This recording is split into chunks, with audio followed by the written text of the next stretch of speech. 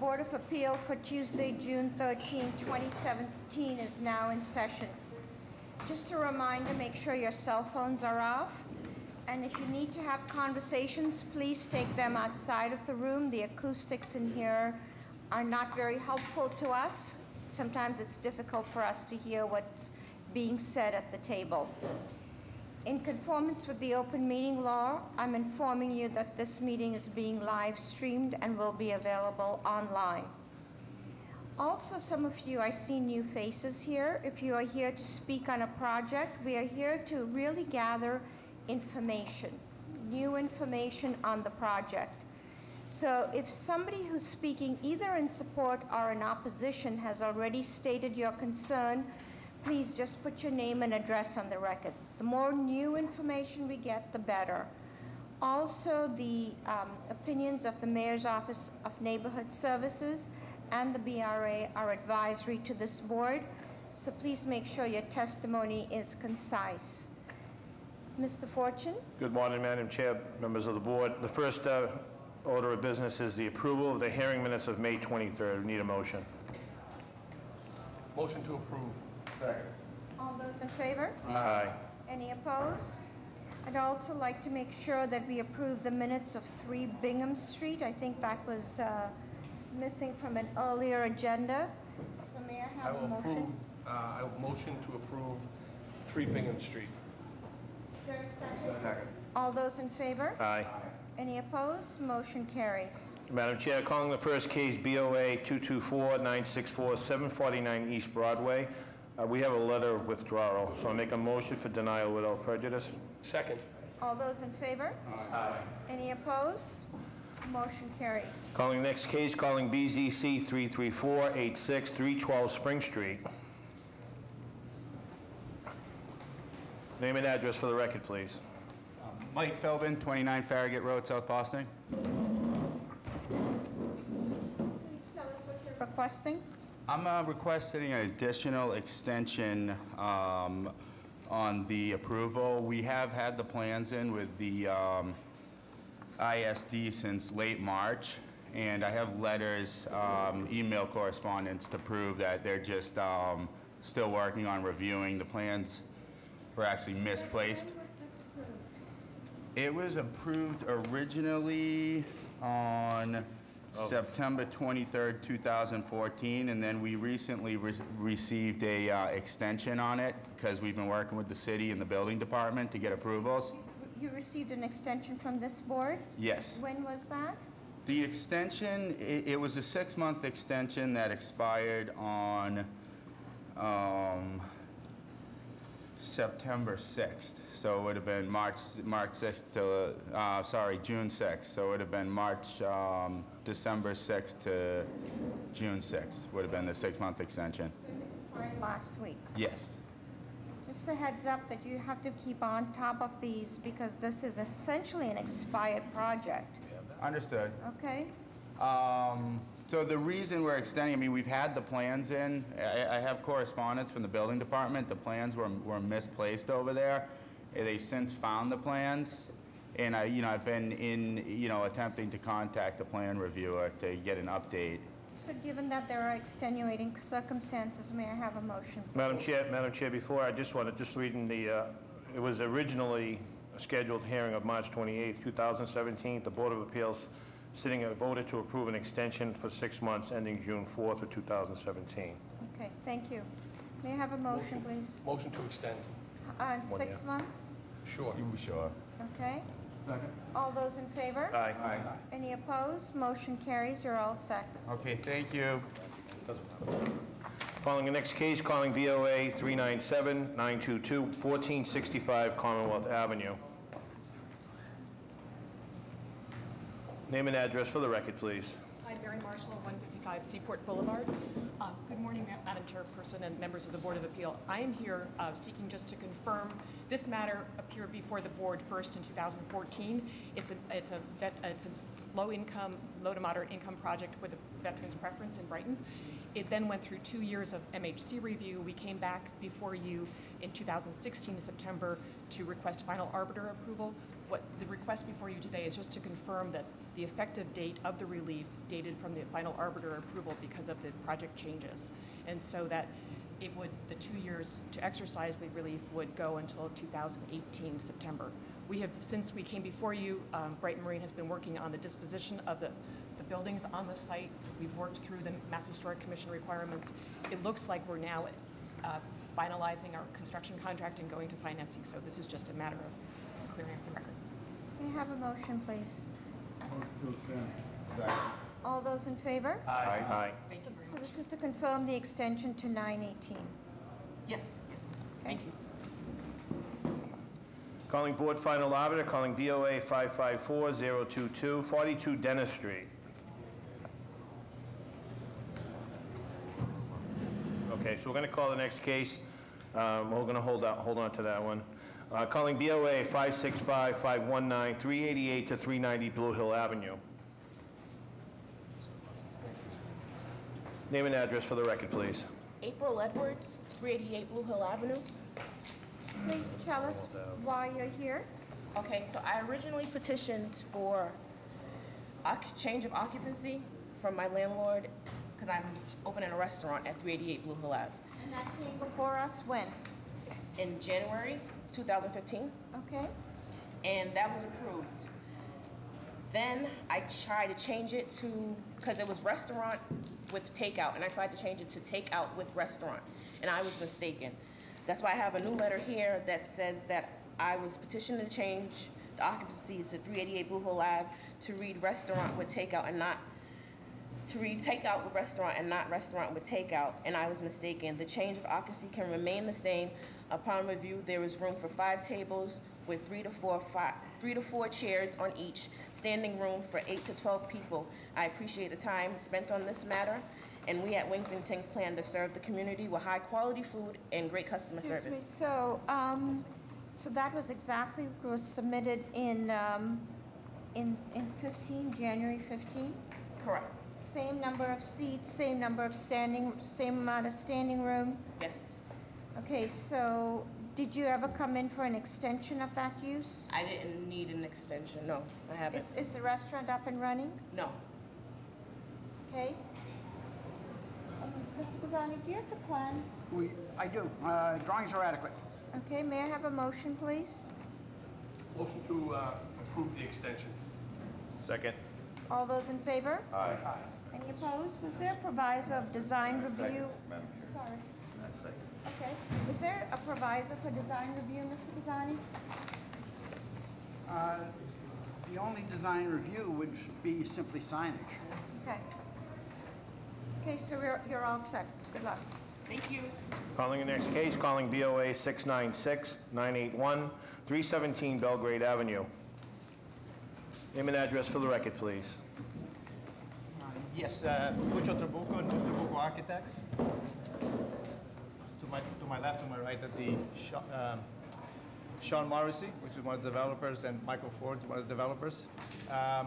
We're here because on May 23rd, we were presented to this board our project, which is 21 units with retail with underground parking, 24 space underground parking. During 21 units. During that meeting, there was a proviso added to our to the decision, which is basically not to go higher than the 3 stories triple deckers. We had numerous meetings the past 14 months with the neighbors as well as the abutters. We made numerous design changes to address their concern. Most of the design changes resulted in increase in cost. 24 underground parking spaces in lieu of 12, on-ground parking. We don't want to know about that. We want to know about what it is you're requesting We're today. requesting to remove that proviso, or the height proviso. Okay, to now, the project. I remember that day, the mayor's office made a specific comment about the neighbors requesting that it meet the height of the triple deckers. It's on the record.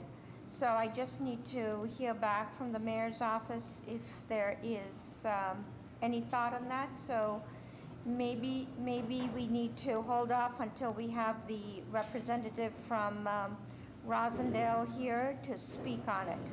Okay? So why don't we, Okay, so we'll wait for that. In the meantime, Mr. Fortune, Yes. can we find out if anybody wants to defer? Good, for the 9:30 hearings, are there any deferrals or withdrawals? Address, please. Hi, Doug Stefanov, 93 F Street. Doug, if you give me the address, please. The address 295 Gold Street. It's the last case of the 930s. Okay. For the record, calling BOA 656-910, 259 to 263 Gold Street. Name and address for the record, please. Doug Stefanov, 93 F Street. We'd like to request a deferral. We received a last-minute butters meeting last week, of which we met last night. They've asked for a couple slight changes in addition to the local civic association. We'd like a little time to work with them to modify the plan so we can come back with full support. Can I have a motion, please? Motion to defer. Second. All those in favor? Aye.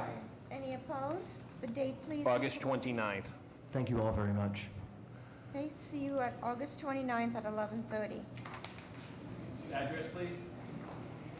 298 Marginal Street, East Boston. BOA 697-758.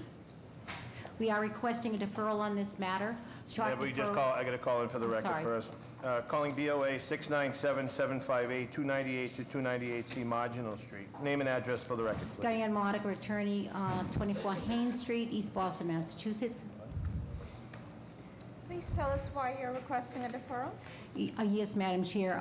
This case has had 8 meetings with the community, and we have over, I think, 16 people in support here today. Nonetheless, there seems to be a room for more agreement with some of the opponents of this case, so we're requesting a short, a deferral on this case, and we'll return, hopefully, to present our case. May I have a motion, please? Motion for deferral. Second. All those in favor? Aye. Any opposed? The date, please. Shortest we can get you in is August 15th. Okay, I know my clients are away the end of August, but I'll check that out. We are full into June, July and Oh. June. Or would Sorry. you like September? Fine. August Yes. 15th? Okay, we'll see you on No, the... September, Well, we can do August 29th, ma'am. August 15th. This is very Good, short okay. notice here. Okay. Okay, August Thank 15th it is. thank you. Are there any other withdrawals or deferrals?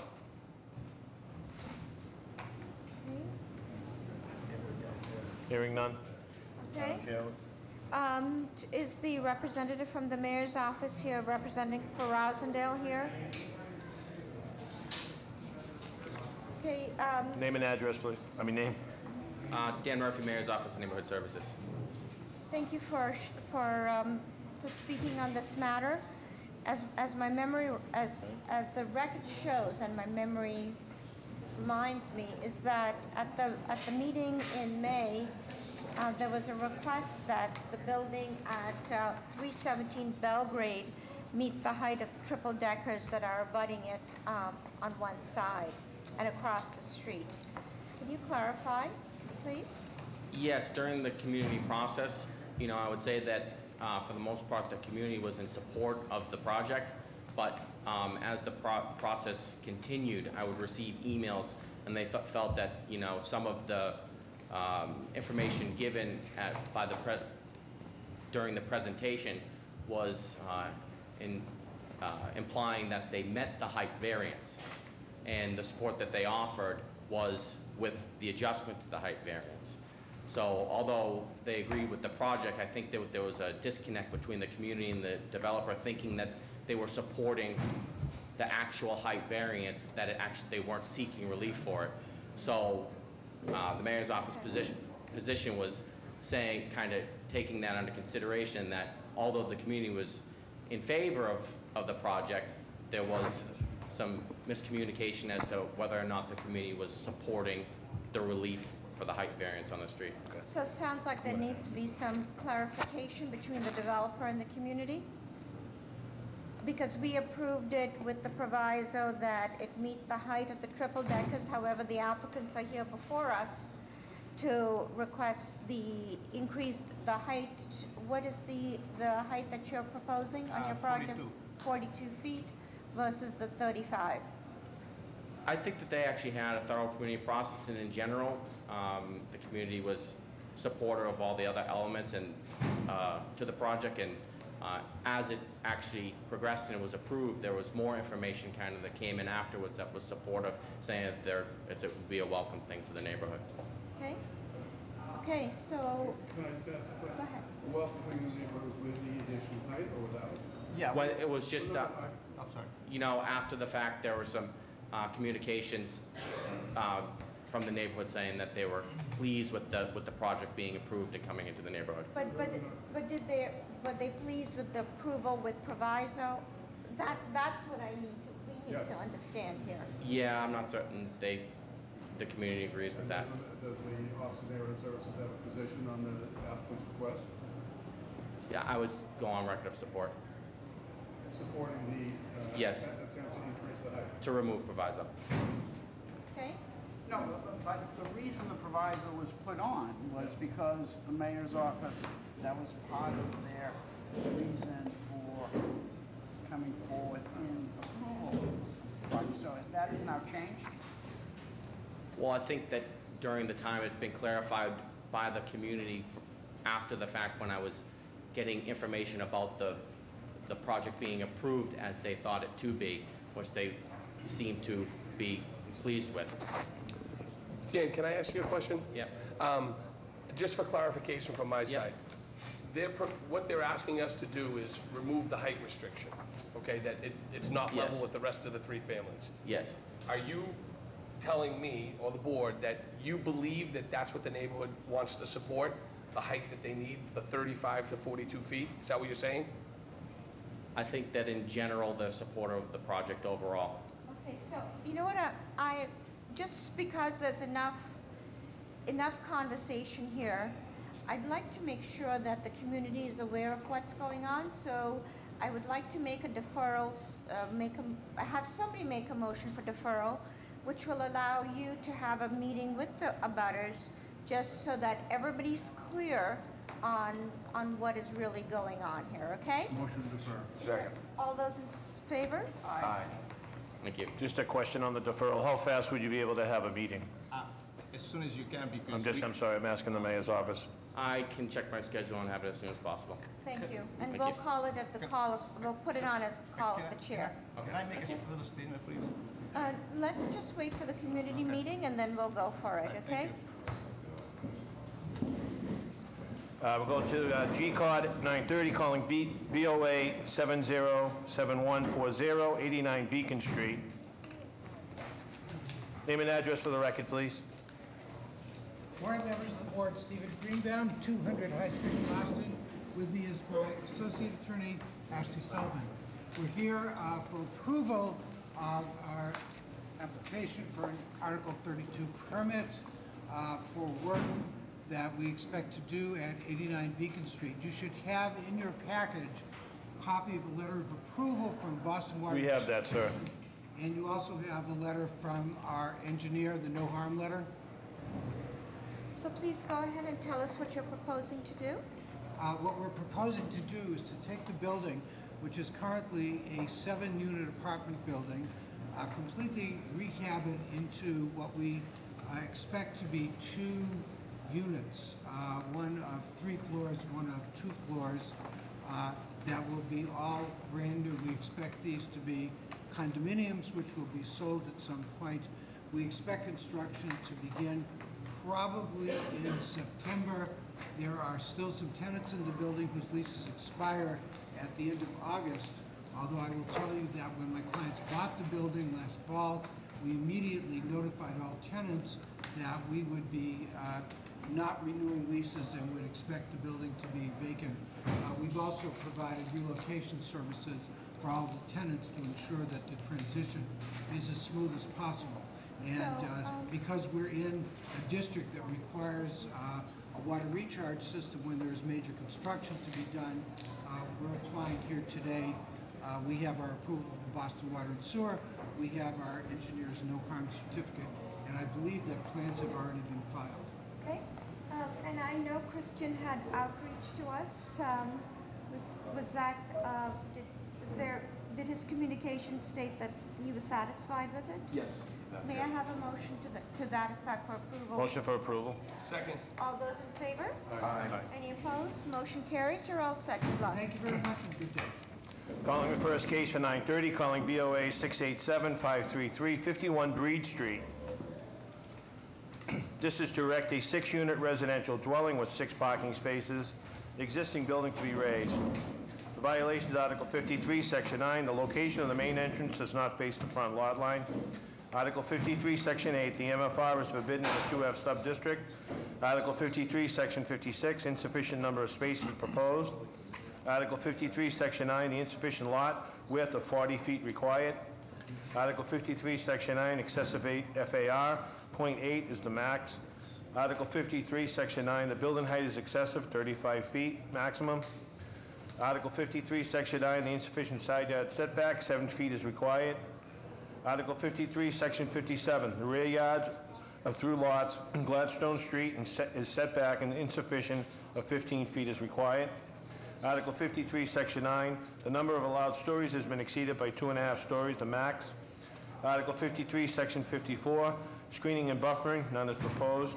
And Article 53, Section 56.5, insufficient turning radius. Name and address for the record, please. Good morning, Madam Chairwoman, members of the board. Richard Lins, 1216 Bennington Street, East Boston. On behalf of the petitioner, with me is Treya Lorea, who is Joy Street Design, the architect for this project. To her right is William Mandel, who is with Ocean City Development, and the petitioner.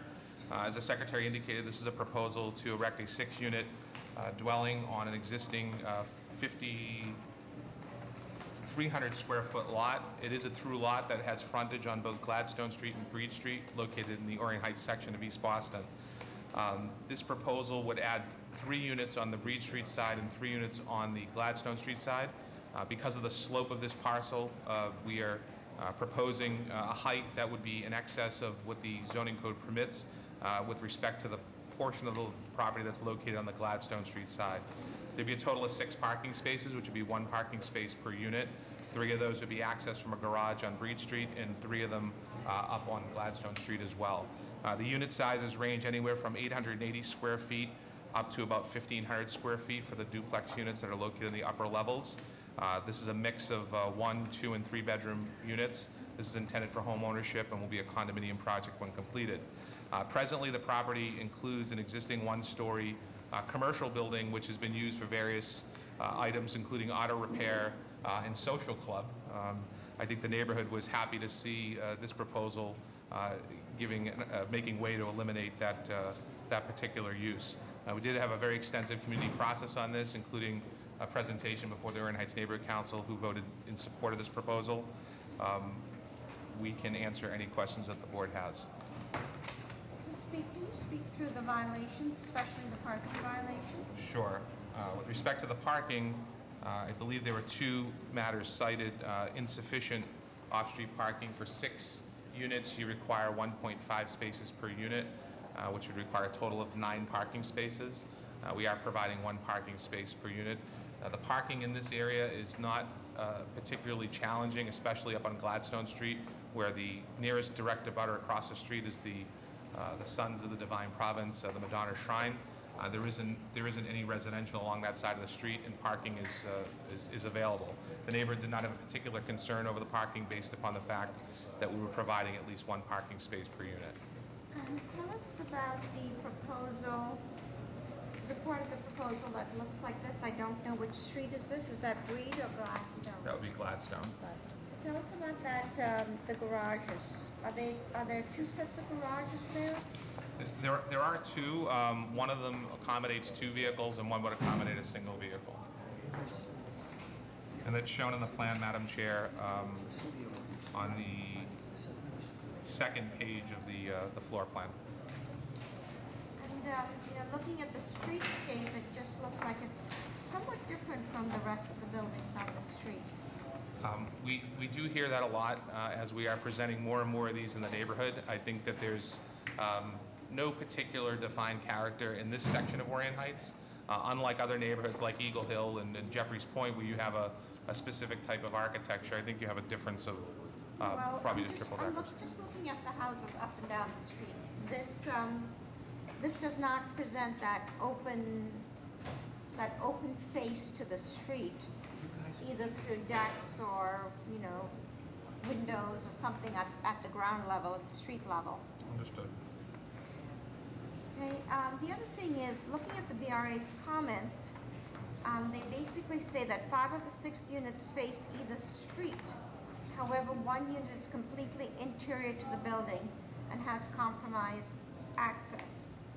Ms. Bizzardi, is that true from the plans? Yes. But, you know, on the other hand, the issue relative to what the look of the building is, I think one wants to bear in mind that East Boston is evolving,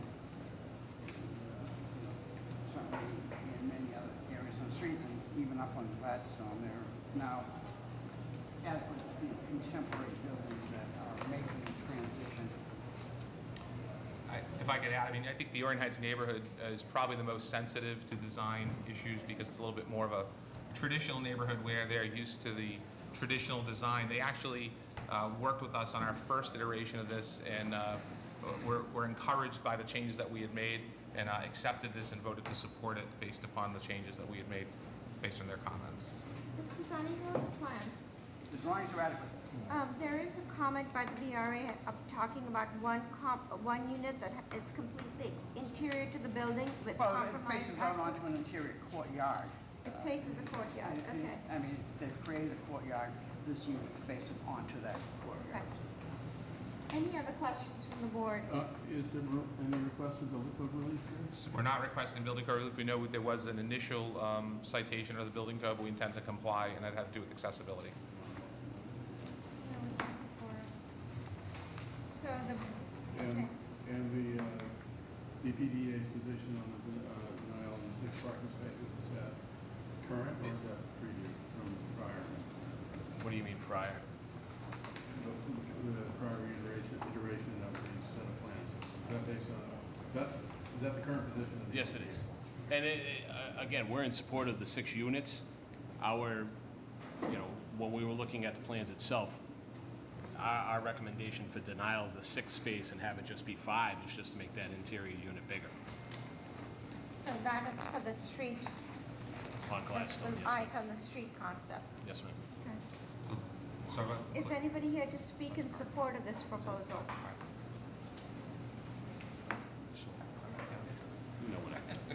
Madam Chair, members of the board, Claudia Correa from the Mayor's Office of Neighborhood Services would like to go on record in support. We hosted an abutters meeting. There was no much opposition. Yet there is a set of stairs right next to this proposal.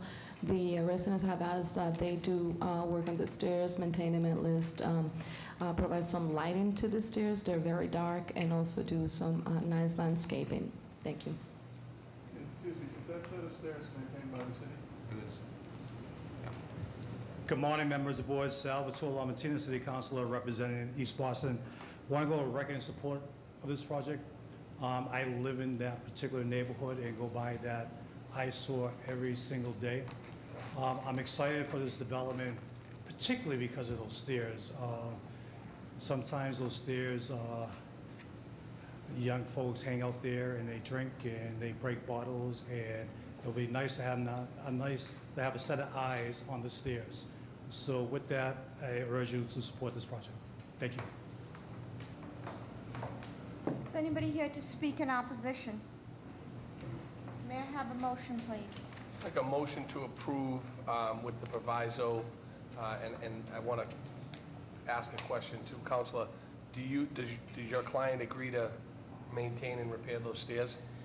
Not maintain and repair the stairs themselves. We will provide buffering between the building and the stairs. I think that's a pretty tall order to actually maintain the stairs. They are maintained by the city, but adding lighting on the building that will illuminate the stairs, which are pretty dark and unsafe presently, we will do that. Okay. And repair any stairs, or is that a city? I think that's a city responsibility. Okay. Just I wanted to make sure that I misunderstood that. I thought that you guys, Council, I apologize. Perfect. Yep. So I'll continue my motion to approve with BPDA design review. Second. All those in favor? Aye. Aye. Any opposed? Motion carries. You're all set. Thank you very much. Calling BOA 693-483, 312 Bunker Hill Street. This is the renovated interior of the existing three-family dwelling, extend living space from Unit 1 into the basement, and construct a new roof deck exclusively for Unit 3. The violation is Article 62, Section 8. The floor-to-area ratio is excessive. Name and address for the record, please. Marcus Springer, Springer Architects, 9 West Broadway, South Boston, Mass. 02127. We propose to build out the basement. The current allowable FAR is 2.0. The existing is roughly 1.9. We are seeking to go to 2.2. And we are adding a door onto the alley to access the mechanical room. I have a drawing that illustrates that, if you would like to see that.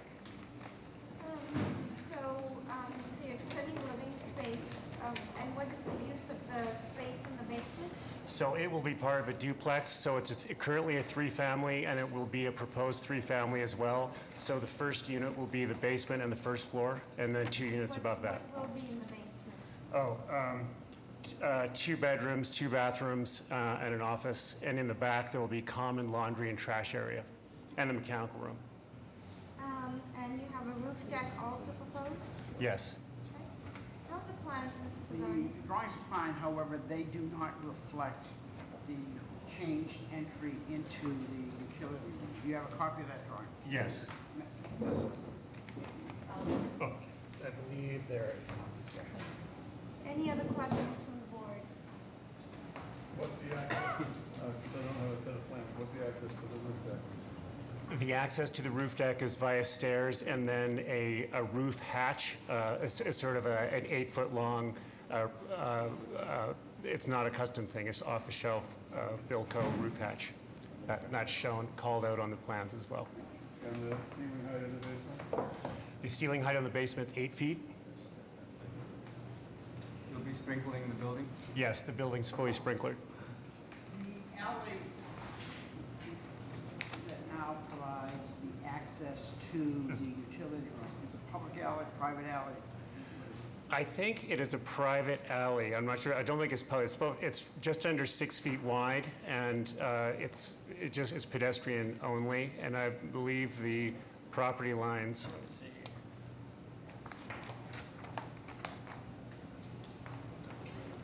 It's actually part of 312 Bunker Hill, Which is the other property?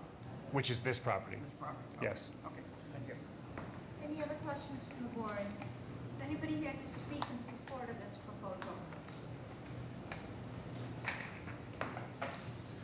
Madam Chair, members of the board, Christopher Breen from the Mayor's Office of Neighborhood Services would like to go on record in support. We held a meeting back in May. There were some issues with the construction workers, but they have since been resolved. Thank you.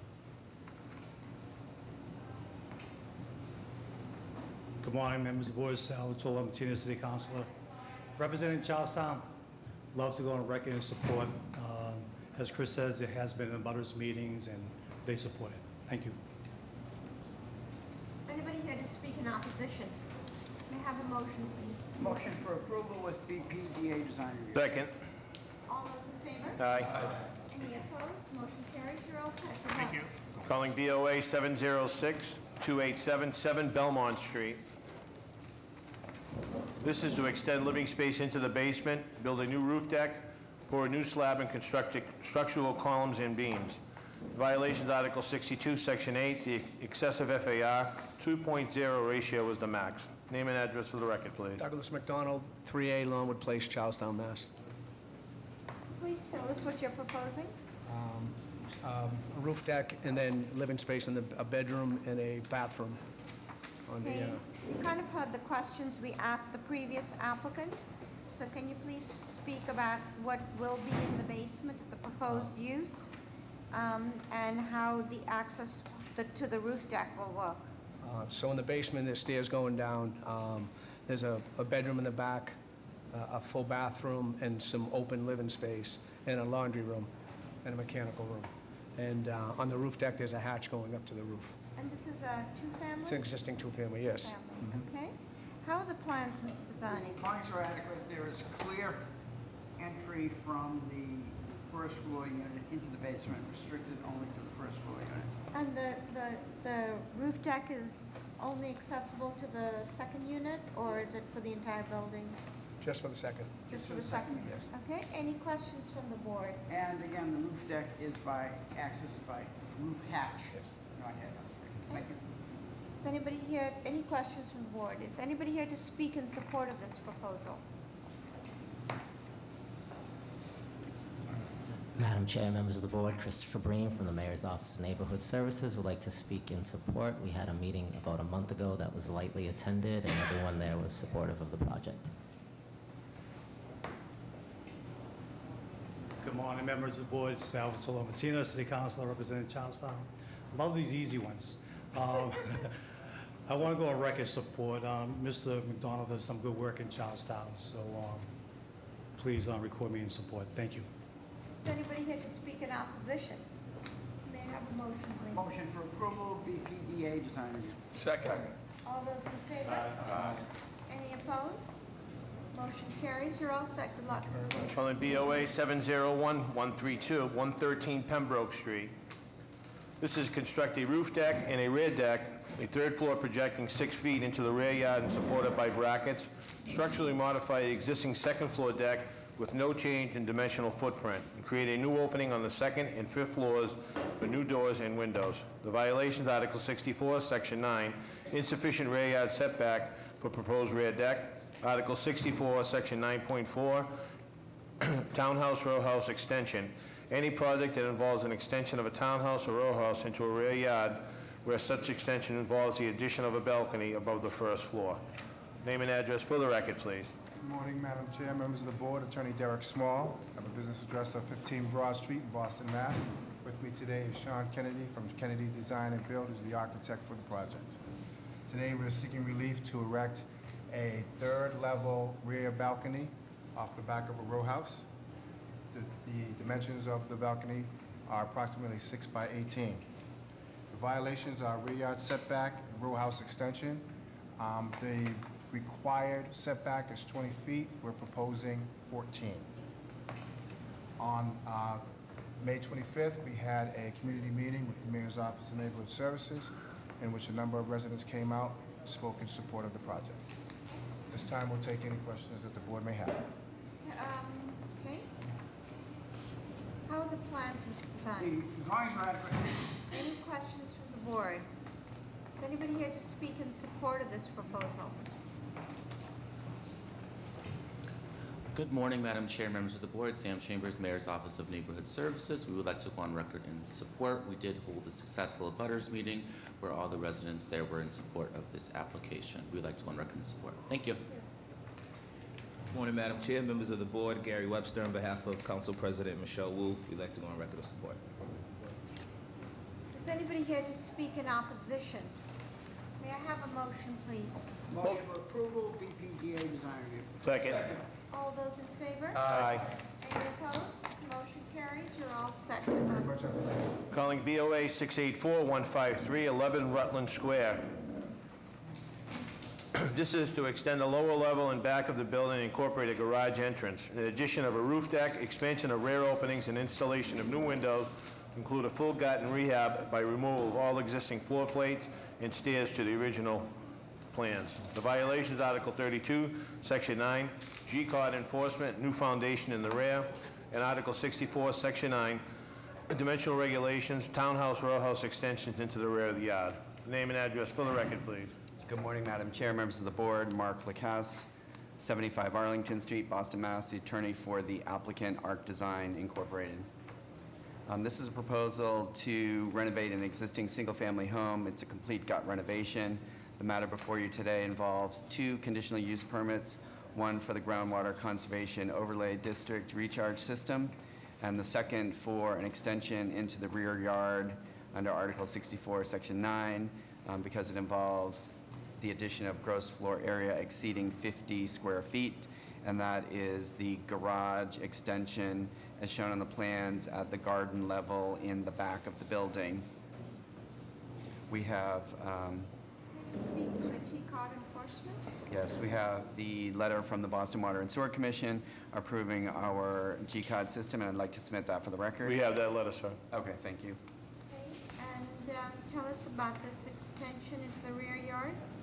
So the extension involves excavation, then raising the lower level floor to accommodate a vehicle within the building. And the extension of the garage is approximately 9 feet into the rear yard and is consistent with other rear yard extensions of a similar nature on that section of Rutland Square. How are the plans, Mr. Pisani? The drawings are adequate. Any questions from the board? Does anybody? I'm sorry, did Go ahead. the Ellis neighborhood weigh in on this? It's actually the Rutland Square Neighborhood Association. We held an abutter meeting and subsequently communicated with some of the members of the Rutland Square Board regarding some questions they had. We provided them with plans, and I have a letter of support from the Rutland Square Association that I'd like to submit for the record as well. Quick question. Did you say that there are other extensions with garages on Rutland Square similar Yeah, to this? there's one right next door, in fact, that's very similar to this one. Is anybody here to speak in support of this proposal? Madam Chair, members of the board, Sam Chambers, Mayor's Office of Neighborhood Services. We would like to go on record in support. We did hold a butters meeting on site where the applicant addressed numerous concerns from the abutters who have subsequently given their support. We also do have the letter of support from the Rutland Square Neighborhood Association. We do ask that the applicant continue to work with the neighborhood and also continue to secure the construction site when they're done working at night. Thank you. Thank you. Madam Chair, members of the board, Lauren Miller from Councilor Bill Linehan's office. We too wish to go on record in support. Thank you. Is anybody here to speak in opposition? May I have a motion, please? Motion to approve. Jeff, do we need BPDA? With continued BPDA design review. Second. All those in favor? Aye. Any opposed? Motion carries. You're all set. Thank you. Calling the next case, calling BOA 708-007, 25 Isabella Street. There is a companion case, BOA 702-559, 27 to 29 Isabella Street. This is for 25 Isabella Street. This is a subdivided existing land and building at 25 Isabella Street, having an area of 12,961 square feet into a Lot A having an area of 3,337 square feet, and Lot B having the area of 9,624 square feet.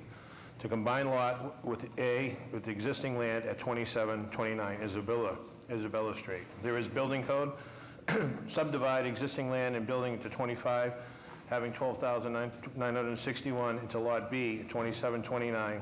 It's 705.5, the fire resistance ratings. Exterior walls shall be fire resistant rate in accordance with Table 601, 602 in this section. The required fire resistant rating of exterior walls with the fire separation distance of greater than 10 feet shall be rated for exposure to fire from the inside. The required fire resistance rating of exterior walls with the fire separation distance of less than or equal to 10 feet shall be rated for the exposure to fire from both sides. And 705.8, openings. The openings in exterior walls shall comply with section 705.8.1 through 705.86. This is for 27 to 29 Isabella Street. This was to combine the existing lots, as was just previously mentioned. And the violations are Article 32, Section 9, G-card enforcement. Article 63, Section 8, the height is excessive. Article 63, Section 8, usable open space is insufficient. And Article 63, Section 20, roof structure restrictions. Name and address for the record, please. David Goldman, 100 Arlington Street, New Boston Ventures. Jason Zephyr Architects, 118 South Street, Boston, Massachusetts. Kevin Hastings with Hastings Consulting, 142 Hanlon Road in Holliston. Harry Collins, 326 Dartmouth Street, with New Boston. As is our usual procedure here, can somebody please address the building code relief that's being requested? Sure. So for the building code violation, this is a violation that's mostly a byproduct of the subdivisions that are parceling. So currently, the building which is located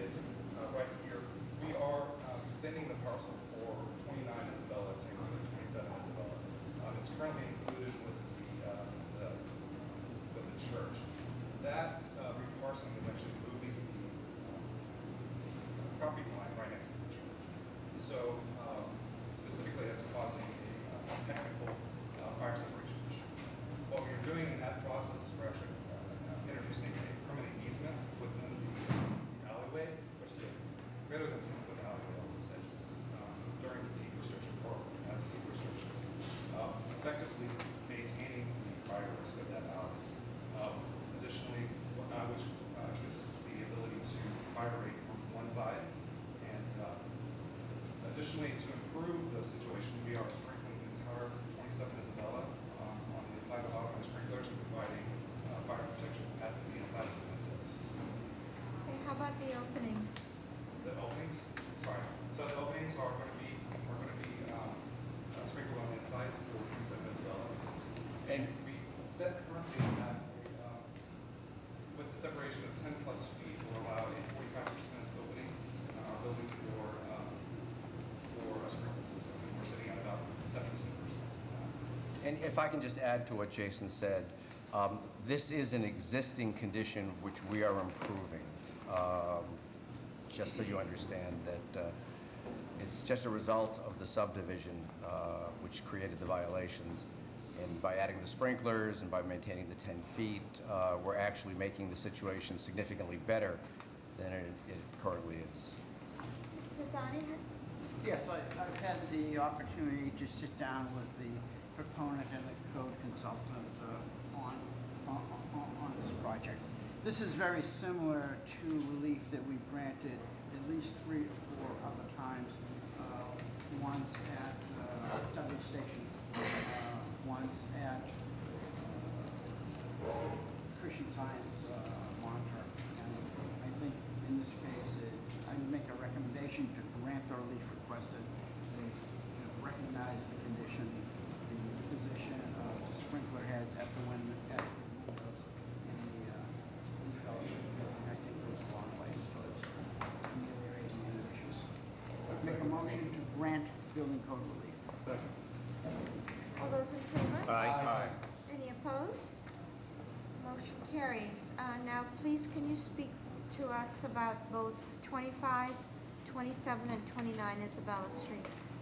Sure. So a little orientation here. The building sits on the corner of Isabella, Arlington, Berkeley, and Columbus. This is an image looking one corner from the other. There's basically 5 zoning violations that we're looking for review on. The first one being FAR. So we want to emphasize that actually what we're doing is in the process of creating these condos, we are reducing the amount of FAR from the current position, which is greater than 3. So we are introducing a parking lot on the lower floor, which will reduce it to a less than 3 FAR. So it's currently non-conforming. What that does in addition to reducing FAR is it allows us to move the current parking scenario, which right now you can see this image right here. The father and the clergy of adjacent church park here in this area. One thing that we intend to do is to reallocate that space for a garden space. So it's an added bonus to the reduction of FAR by parking.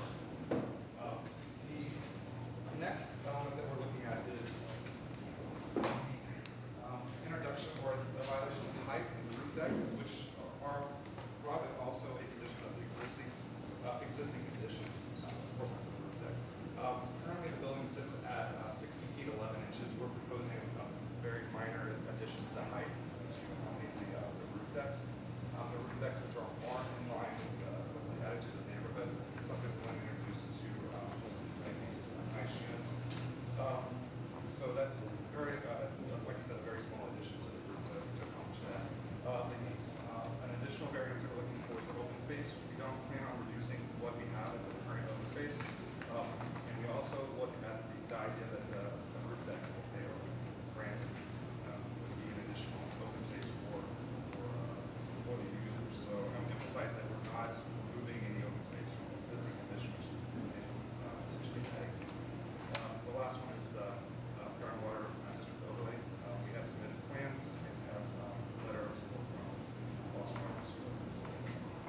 that roof deck, how is it accessed and how is it accessed? Is that through a roof hatch? And who has access to it? Do all units have access? No, so they're going to be private roof decks accessed from the top unit of each floor. So the fourth story one will be accessed from the back. There'll be a rear deck with a stair that comes up to the roof deck. On the 5-story building, there will be a bulkhead that comes up to the top there. All these are placed positioned so that they're not visible from the street, including the bulkhead. And they're all right. And can you give us a breakdown on the units, the sizes, the number of bedrooms? Sure. So there are 4 complete roof. There's 9 units total. So 5 of them are about 2,600 square feet, give or take, and the 4 of them are 1,600. If I can just add to what Jason's saying, one of the reasons we took the approach we did is that we've had a series of extensive meetings with the neighborhood, and what we heard from the neighborhood is that they wanted to see units that were large enough to accommodate families and bring families into the neighborhood, and that's what we've done. And you mentioned that parking at the church was occurring on this lot currently. What's going to happen to that? So right now we're going to move. Right now you can see in this picture here that the clergy would often park on the parking or on the sidewalk area because there was no parking. So that was what they're doing. Obviously, we're not going to have that happen. We're introducing we're taking away the assembly and gathering spaces on the basement level, replacing it with 18 parking slots. I'm sorry, how many? 18. And so this is a sale to you from the Maris brothers? That's correct. How are the plans, Mr. Pisani? The drawings are adequate. Any questions from the board? Has a contractor been selected to the project? Not yet. Okay. Is anybody here to speak in support of this proposal?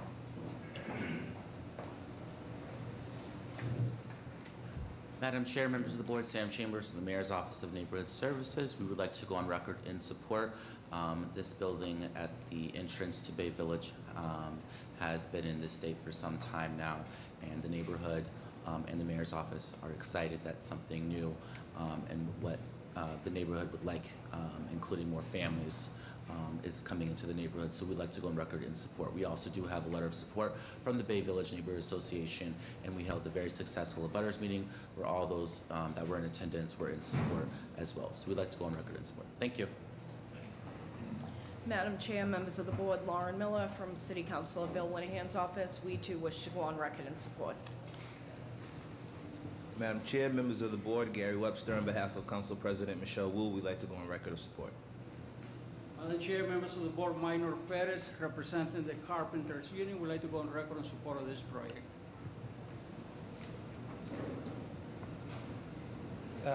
Madam Chair, members of the board, Jeff Lewis at Colliers International. We represent the Maris Fathers and the church on this transaction. We're obviously in support, and this will enable us to move the priest to 13 Isabella Street, which we were here in front of this board a few months ago. Thank you. Is anybody here to speak in opposition? May I have a motion, please? Motion to approve PPDA design review. Second. Second. All those in favor? Aye. Any opposed? Motion carries. You're all set. Thank you very much. This meeting is now adjourned until 10:30. No, one more case. One more case.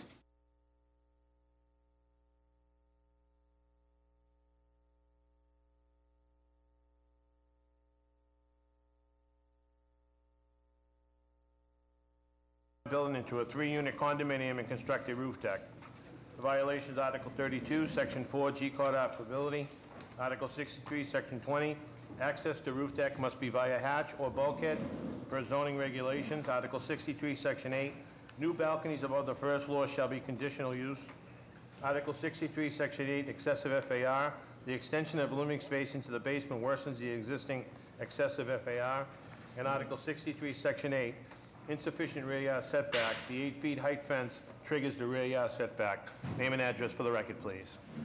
Good morning. My name is John Iacoid, Lewis Wharf, Boston, Massachusetts. Along with me is the developer, Mark Donahoe with Select Real Estate, 20 Isabella Select Real Estate, and our architect, Andrew Crocker. Please, can you respond to these violations that this proposal has created? Yes, so essentially we have an abandoned apartment building on Isabella Street, which seems to be a very active street this morning. And my client intends to convert the 4 units and zone it into 3 multifamily bedrooms, luxury condominiums. So you have a number of violations? So first of all, groundwater. We're in the groundwater overlay district, which requires us to work with the trust, the Boston Water Trust, and the Groundwater Trust, and we've submitted plans, which I believe are in your packet, to the Boston Water and Sewer, and they are pending approval on those plans. We've met with the neighborhood association. I've provided you with letters this morning from the Bay Village Neighborhood Association. They just came yesterday afternoon, so we have a lot of support. Our second request for relief is with the balcony and the porch limits. We're simply expanding, not really expanding, but renovating the rear balconies that are existing to conform to the area, and it's in harmony with the street and the other buildings in the area.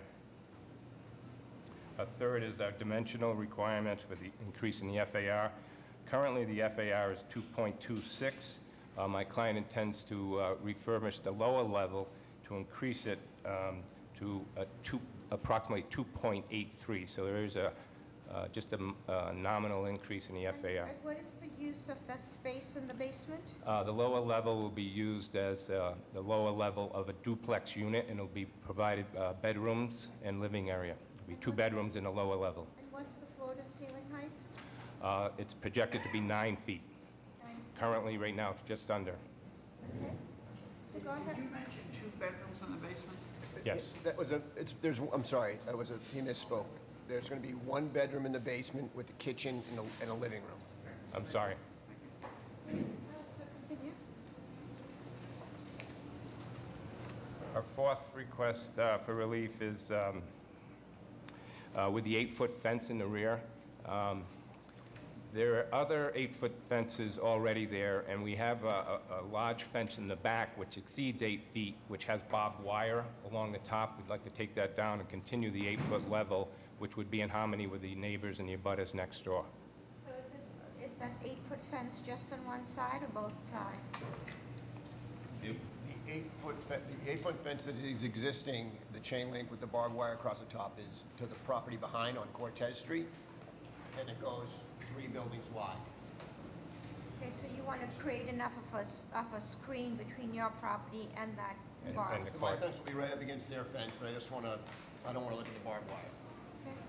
What is the material of the fence? Mine will be a cedar wood fence. Okay, go ahead. And I believe you have a picture of an abutter that has a similar fence that we're proposing to include. So your abutter's fence is 6 feet with 2 feet of barbed wire, is that right? It's a little higher than 6 foot, but yes, it ends up being just under 8 feet tall with the barbed wire. There's about 15 inches of barbed wire. And it only has one or 2 strands in it, but it's not tall. Was that to protect them from you or you from them? I'm not sure. I'm not sure. And our last request is for the roof deck. We intend to have a roof deck installed on the top of the building. There's an existing head house, which you'll see in the pictures is consistent with the neighborhood. And is the head house existing or proposed? It's existing. But this is a complete rehab, right? So you'd have to do something to that head house. Our intention is to not change the footprint of it in any way. And right now it's clad in rubber, and it would probably be clad in a metal panel. The question is, was that a legal access to that roof, or was it just something somebody put together? No, the whole, every building on that side of the street has a head house exactly the same size as this one. You've got a picture showing them in a row in the package. So it's been in existence for quite some time. It's original to the building, and the building was built in the late 1896. Okay. That's it, right? And that's it. How are the plans, Mr. Bazzani? The drawings are adequate. Any questions from the board? Is anybody here to speak in support of this proposal?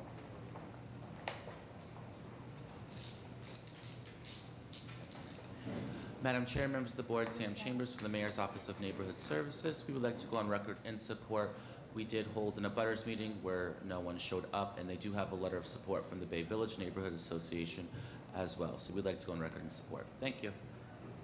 Madam Chair, members of the board, Lauren Miller from City Councilor Bill Linehan's office. We too wish to go on record in support. Thank you.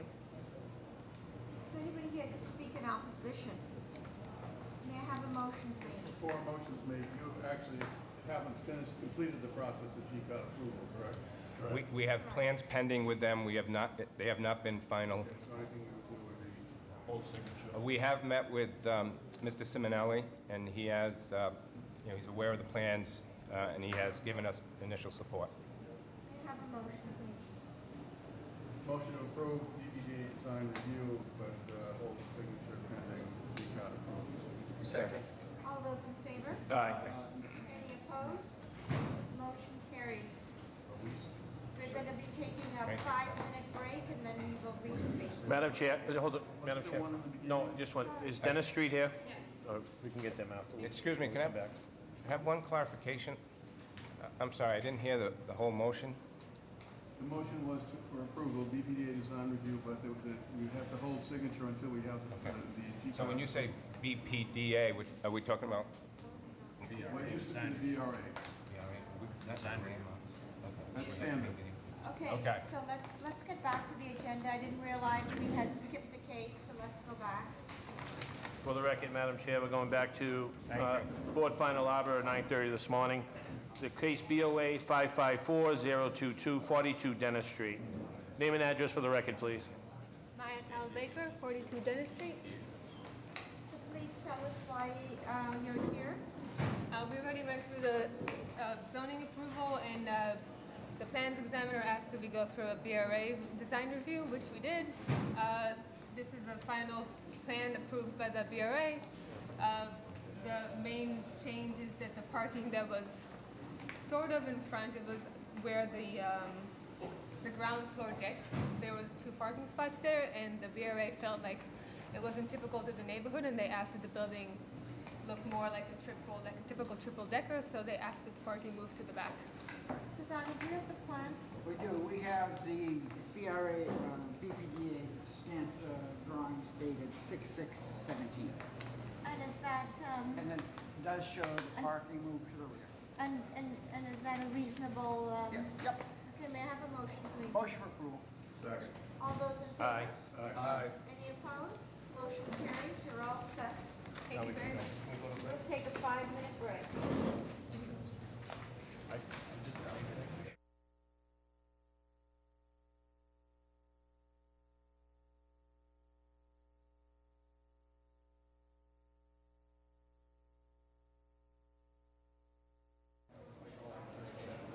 The Board of Appeal for Tuesday, June 13th is back in session.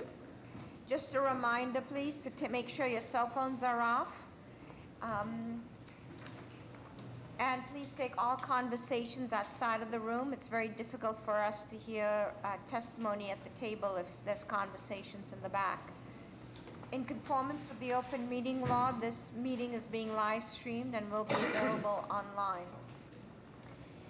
When you're here to speak either in support or in opposition to the project, please give us new information.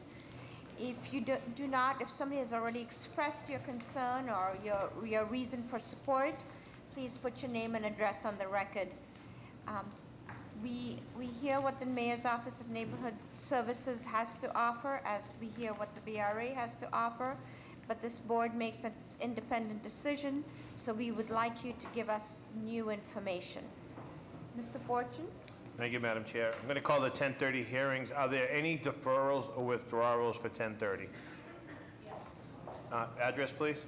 Good morning, Madam Chair. Address, please. I need to call in for the record before we go any further. 173 Humboldt. Okay, Avenue. for the record, calling BOA 617-813-173 Humboldt Avenue. Name and address for the record, please. My name is Elizabeth Keeley. I'm Chair of the Board of the Boston Rescue Mission, 39 Kingston Street, Boston, Mass. And why are you requesting a deferral? Madam Chair, the Boston Rescue Mission has been a longtime partner with the community for 6 years with this program. But we have learned over the past several weeks that there have been new opposition to the request to increase occupancy, which has been approved by the ISD in terms of the capacity of the building. And in light of that, we would like to be respectful and thoughtful to the neighbors and have additional time to meet with them. Some of them are here today. I will put on for the record that I personally notified the Harrison Trotter Neighborhood Association. Excuse me, ma'am. Thank you. May I have a motion, please? Motion to defer. Second. All those in favor? Aye. Any opposed? The date, please? Yeah, August 29th. Thank you very much. Okay. August 29th at 11:30, right here. Are there any other deferrals or withdrawals for the 10:30 cases? Address, sir? 12 Whitfield Street in Dorchester. I'm sorry, say it again? 12 Whitfield Street in Dorchester.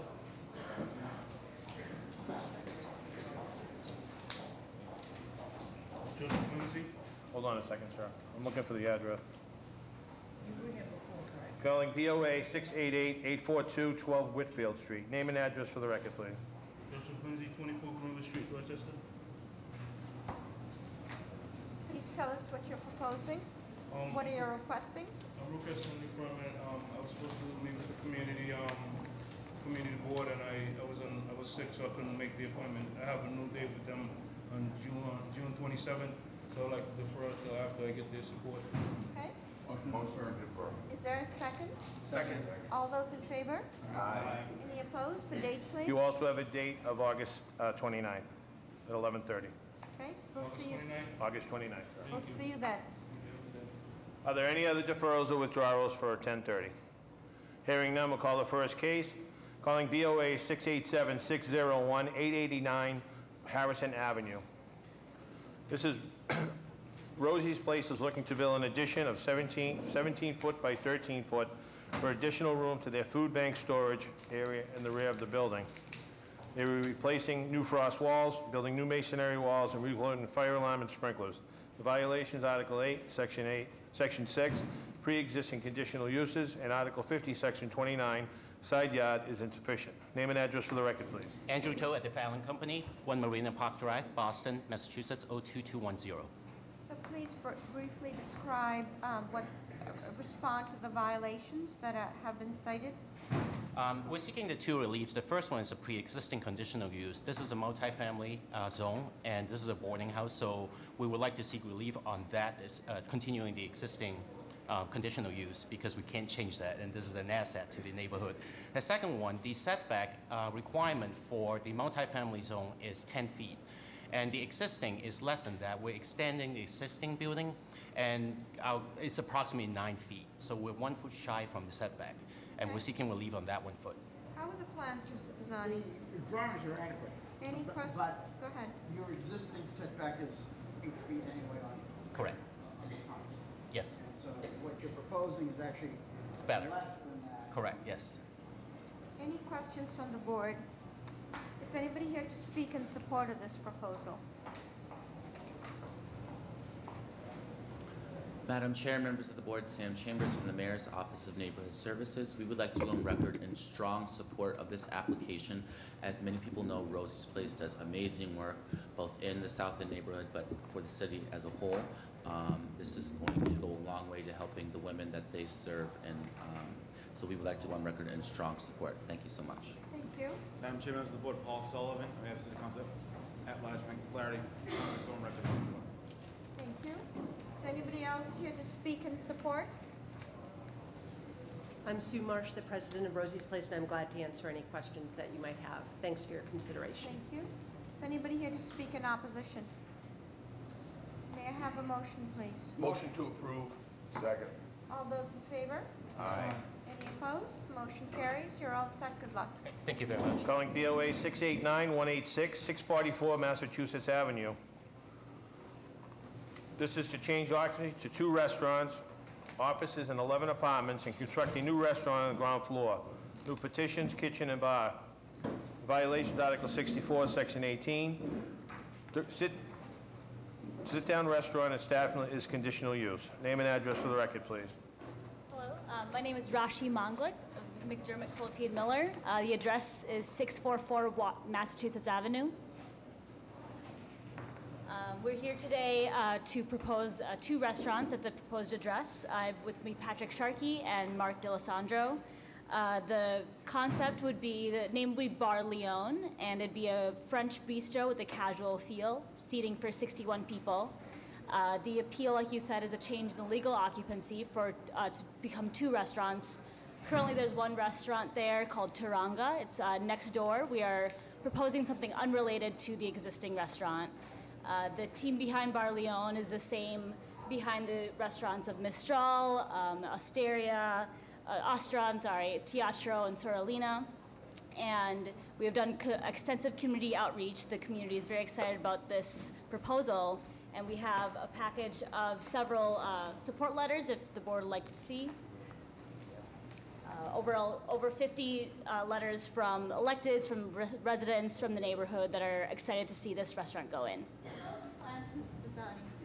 Drawings are adequate. Any questions from the board? No, just one clarification. So within the same space, there are 2 restaurants, is that? In the same building, yes. But the space that we're proposing has been vacant for several years. And that's, what is it? Next. Cafe? Yes. Right, thank you. Is anybody here to speak in support of this proposal? Madam Chair, members of the board, Sam Chambers from the Mayor's Office of Neighborhood Services. We would like to go on record in support. We held an abutters meeting several months ago where the abutters that were in attendance were in favor of this proposal as well. Thank you. Good morning, Madam Chair. Nichelle Sadler for Councilor Jackson's office. We'd like to go on record in support as well. Thank you. Thank you. Is anybody else here to speak in support? Is anybody here in opposition? May I have a motion, please? Second. Is for design review for anything or just straight approval? So, okay, so motion for approval. Is there a second? Second. All those in favor? Aye. Any opposed? You're all set. Good luck. Calling BOA 703-126, 154 to 162 Seaver Street.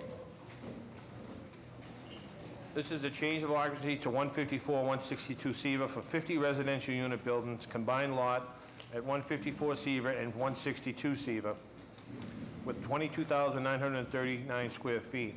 Work to include proposed new rear addition for a multi-purpose room and classroom, interior and exterior improvements to 50 units. Violations, Article 50, Section 29. The floor-to-area ratio is excessive. Name and address for the record, please.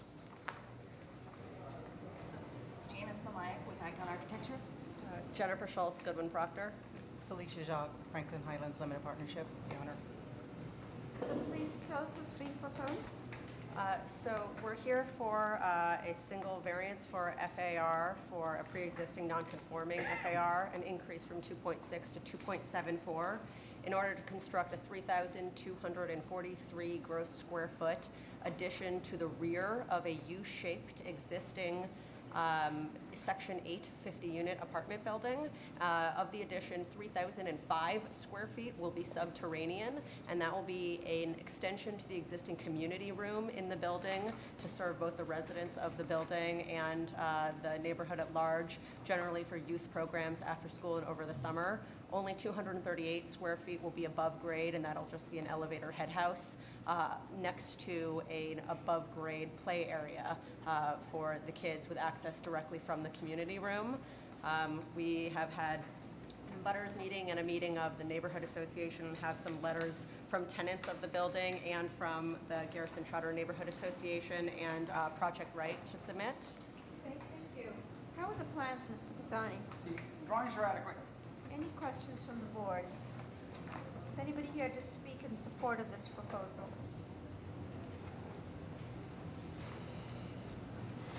Madam Chair, members of the board, John Allison, Mayor's Office of Neighborhood Services, on behalf of Josh McFadden, this project has been through the community process, and we'd like to go on record in support. Thank you. Hi. Go ahead. Sorry. Go ahead. Madam Chair, members of the board, Nichelle Sadler for Councilor Jackson's office. We'd like to go on record in support. Good morning, Karen Foley, City Councilor in East Wasabi George's office. Would like to go on record of support. Thank you. Is anybody here to speak in opposition? Can I have a motion, please? Just first, is the contractor been selected for the project? Yes, we have a contractor for the project. Can I ask you? NEI. I recommend that they have a history of using irresponsible subcontractors. I would suggest you monitor them closely. Thank you. May I have a motion, please? Motion to approve with Boston Planning Design Review. Bruce? I'll get it right. All those in favor? Aye. Any opposed? Motion carries. You're all set. Good luck. Calling BOA 702-519, 85 to 87 Willowwood Street. This is erecting a two-family house on a vacant lot. Violations, Article 60, Section 9, the rear yard is insufficient. Article 60, Section 60-9, side yard is insufficient. Article 60, Section 9, lot area is insufficient. Oh, sorry, I thought they were here. So the gentleman get up. Thanks, gentlemen. We'll hold that to the side. Just wanted to hear me talk. Calling the next case, calling BOA 702-113, 2 Fernal Terrace. This is a curb cut for 1 parking space. The violation is Article 65, Section 41. Off-street parking location and access. The driveway access and the parking must be 10 feet minimum. 9'3" is provided. Name and address for the record, please. Deborah Palmer, 2 Fernell You can Terrace. sit down, ma'am.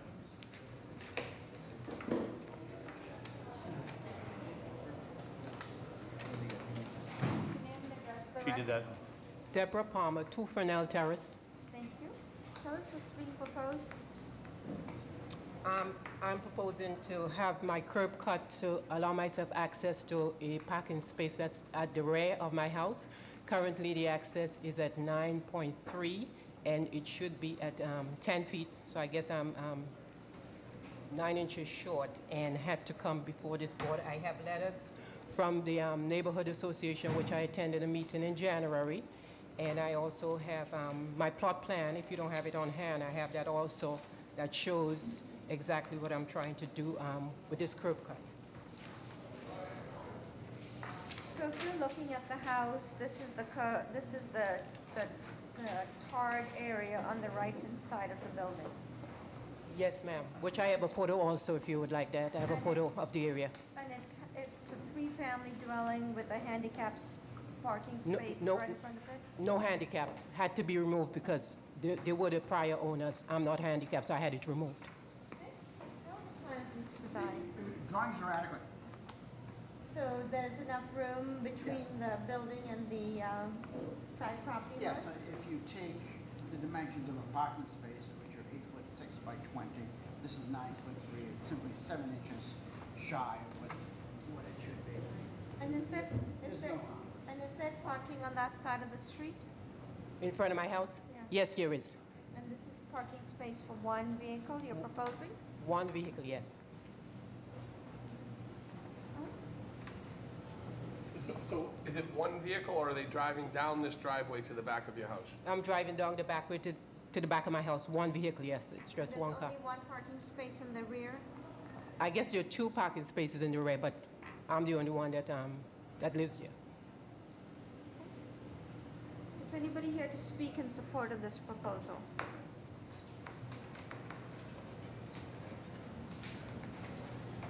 Madam Chair, members of the board, John Allison, Mayor's Office of Neighborhood Services, on behalf of Flavio De Vega, we'd like to go on record in support. Thank you. Madam Chair, members of the board, Joe McEachran, City Councilor Frank Baker's office, we'd like to go on record in support. Thank you. Is anybody here in opposition? May I have a motion, please? Motion for approval. Second. All those in favor? Aye. Any opposed? You're all set. Good luck. Thank you. Calling BOA 664-869-726 Metropolitan Avenue. This is a change of occupancy from a three-family to a four-family dwelling. It's already existing extended living space into the basement and adding a new kitchen to the existing basement. The violations, Article 8, Section 7, the use is conditional. Article 9, Section 1, extension of a non-conforming use. Article 69, Section 9, excessive FAR. Article 69, Section 9, insufficient open space. Article 69, Section 29, off-street parking and loading requirements. Article 69, Section 37, screening and buffering requirements. Name and address for the record, please. Aminata Botas, 726 Metropolitan Avenue. Will you be speaking? Are you part of the applicant? Yeah. You. Okay. So please tell us what you're proposing.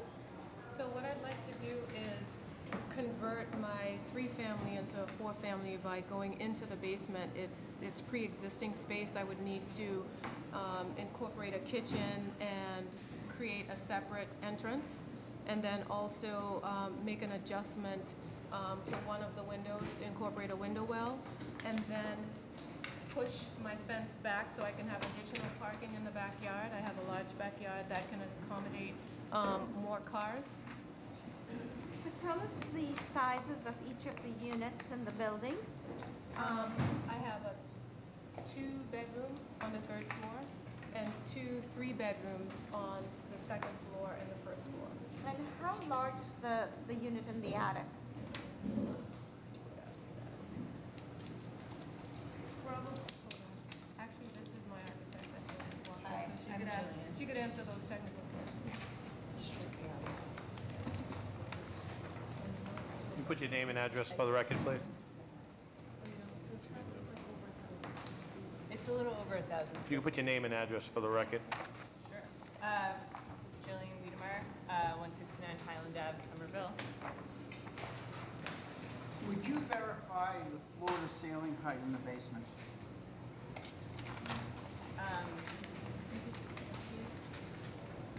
It's a little bit over 7 feet.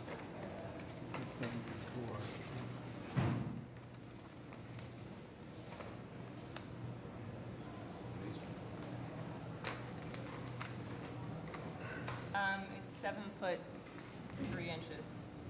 Right, but what's required for multifamily is 7'6".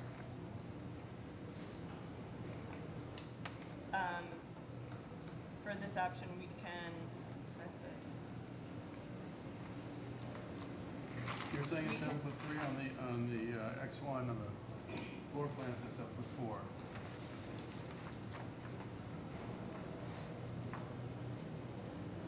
Being perfectly candid, I doubt that it's 7 foot. You doubt that I'm looking at your section Yeah. at the kitchen, and you show the floor-to-sill height of the window as 5'10". Yes.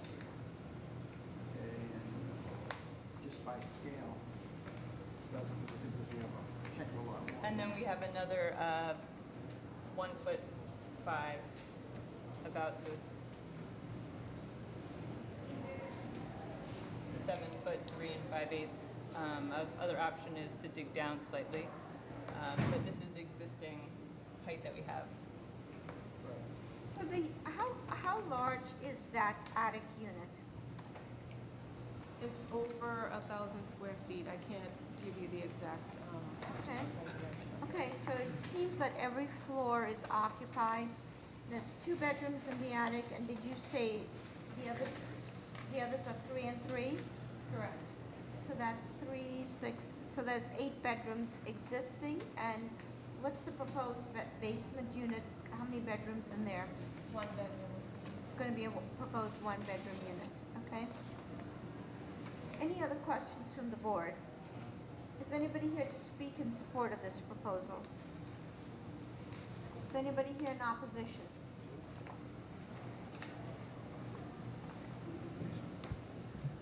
Morning, Madam Chair, members of the board. Brian Flynn with the Mayor's Office of Neighborhood Services. Just want to go on the record in support of this proposal, contingent upon the board's review of the design plans.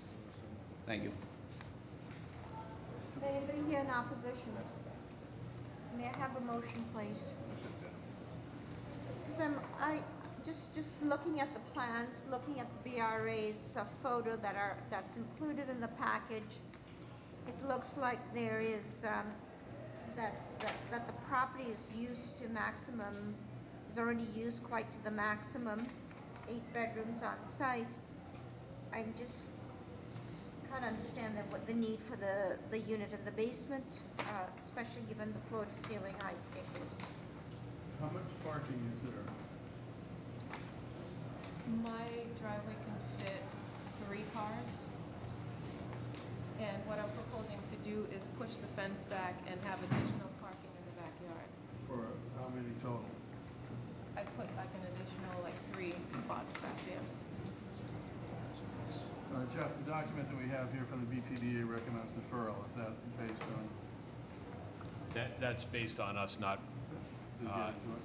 not looking at the plans. We don't have the plans. May I have a motion, please? Yeah, I'm going to make a motion to, in fact, grant the zoning relief, but with the proviso that you have to increase the floor-to-ceiling height to 7'6". Yeah, we can do that. Definitely. Oh, it's not a question. I mean, You have to do it. Second. Second. Is all those in favor? Aye. Any opposed? Motion carries. You're all set. Okay, and let me just also put another secondary advice on. We want the architect to submit plans, stamped plans, showing exactly how that 7'6" height is going to be achieved, and we will hold signature of your decision until we get that. Susanna, could design review help in any way to ensure certain things happen? No, what I think would help is, why don't we do it as call it its chair when the architect has that drawing prepared. And bring it in here. Ms. Mazzani, if we just did a motion to deny building code relief, what would that? Well, what I'm afraid of, candidly, is I don't know how that goes through the system. Because it's already been used as an occupiable space.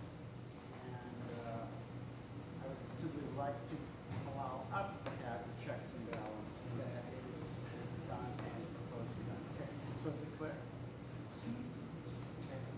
No, the motion's all set, and we'll do it the call of the chair to make sure that the drawings are adequate.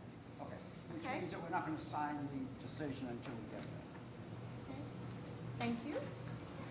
Calling the next case, calling BOA 633-421, 93 to 95 Hyde Park Avenue. This is new construction, 78 residential apartments, including 1 commercial space and 1 level of below-grade parking with 42 spaces. The building is a 5-story Type 3A wood structure over a 3-hour rated Type 1A concrete and composite steel structure. The violation is Article 55, Section 40, off-street parking is insufficient. Article 55, Section 8, takeout restaurant lodge is forbidden. Article 55, tailor shop is forbidden. Article 55, community center is conditional use. Article 55, retail store is forbidden. Article 55, agency or professional office is forbidden. Article 55, art gallery is forbidden. Article 55, bakery is forbidden. Article 55, Section 8, bank ATM is forbidden. Article 55, barber or beauty shop is forbidden. Article 55, caterer's establishment is forbidden. Article 55, fitness center, gymnasium is forbidden. Article 55, local retail business is forbidden. Article 55, Section 8, public art display is forbidden. Article 55, Section 8, restaurant is forbidden. Article 55, Section 9, lot area is insufficient. Article 55, Section 9, lot area for additional dwelling units is insufficient. Article 55, Section 9, the floor-to-area ratio is excessive. Article 55, Section 9, the building height is excessive. Article 55, Section 9, the building height, number of stories is excessive. And Article 55, Section 9, front yard is insufficient. Name and address for the record, please. Madam Chair, members of the board, My name is John H. Hatz. I am at, my address is 101 Art Street in Boston, and I'm here representing AO Flats LLC. With me is Gary Kane from TAT Architects, the architect, and Bev Bates from the Community Builders, the consultant for the project. This is a matter involving a new 78-unit apartment building to be built on Hyde Park Avenue, right next to the Forest Hills MBTA station. This is going to be affordable in the sense that 40% of the units are going to be low-income housing tax credit units, and the remainder of the units are going to be workforce housing at up to 120%. I'm sorry, what does that workforce housing is what? 120%? 100%. 120%. Go ahead. This is a project that has had extensive review before today. It's been to this board twice. 2 years ago, substantially the same project was approved for most of the relief which is being requested now. This is an Article 80 large project review project that has been approved by the Boston Redevelopment Authority and by the Boston Civic Design Commission. The reason that we're back is that after the initial plans were presented to this board and the original relief given, in the course of design review and in the course of development of the project changed in ways that increased the nonconformity to the zoning code in a couple of respects. One project change is that the building has shifted slightly so that the front yard setback along Ukraine Way and the rear yard setback up against the MBTA tracks is slightly less.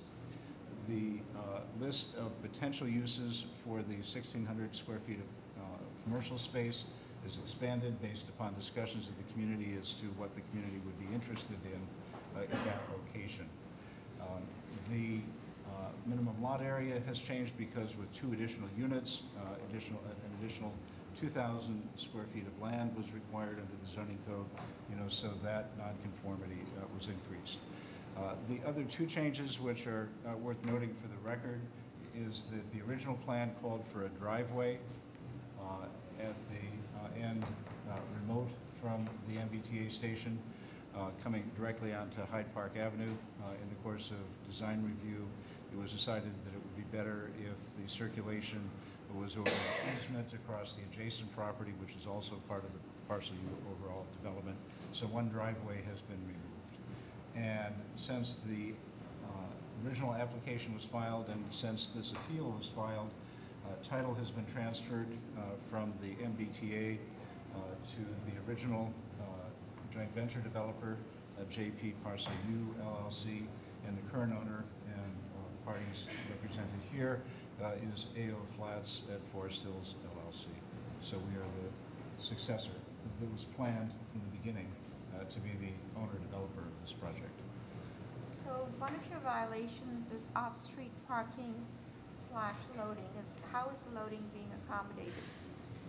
There will be an off-street loading space, and although ISD cited this, in fact, under large project review, Article 80, the parking and the loading are being determined under Article 80. Wasn't the original plan for more units closer to 100? The overall parcel U development was originally contemplated to have a total of 124 units, divided into 3 phases. So we are only one phase of that 3-phase. When we were here before, we had 76 units, and the increase from 76 to 78 is what's triggering the additional zoning relief required. And so, of all these use regulations that are forbidden, it's just restaurant, not restaurant, but takeout. Is there any proposed takeout in any of these commercial uses that are being proposed? There really is only going to be a single commercial space, and the actual tenant has not yet been selected. But in discussions with the community, there were a long list of uses that were of interest, so we asked for permission to have any of them. Because giving you blanket approval, then we just don't know what the impact ultimately will be, especially since that is a difficult corner. How are the plans, Mr. Pisani? The drawings are excellent. Any questions from the board? Is anybody here to speak in support of this proposal?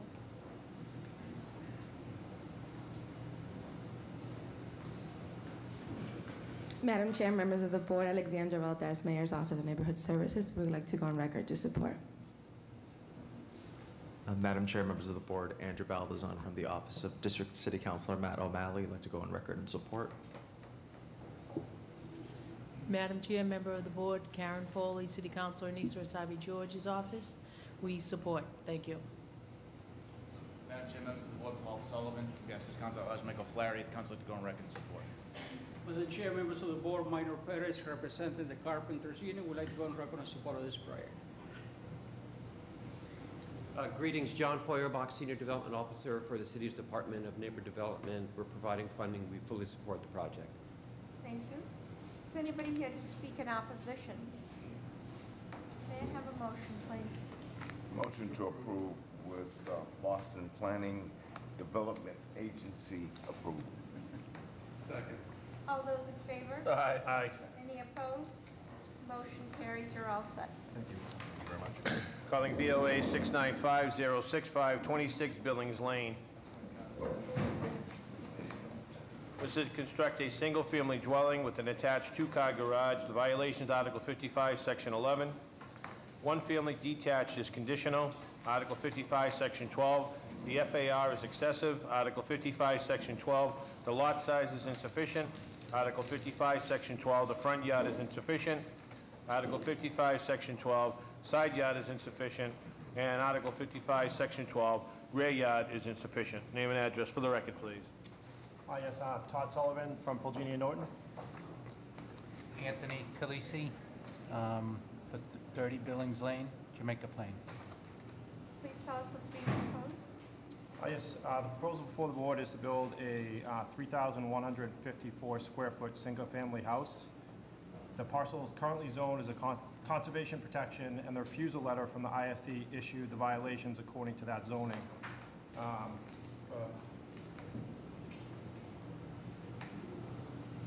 Letter.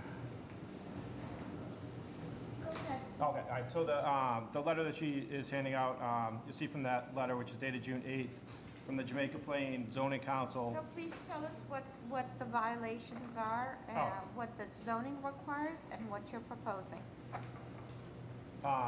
So the lot is a 9,487 square foot lot. And the only violation under 1F 9000 is the FAR allowed is 0.3 and the proposed would be 0.33. Okay. So as you can see from that June 8th letter from the Jamaica Plain Zoning Council, the community process uncovered that this lot should have been in the one-family 9,000 square foot zoning. I appreciate their opinion, but you've been cited for this. So let's just see. So it's a single-family dwelling.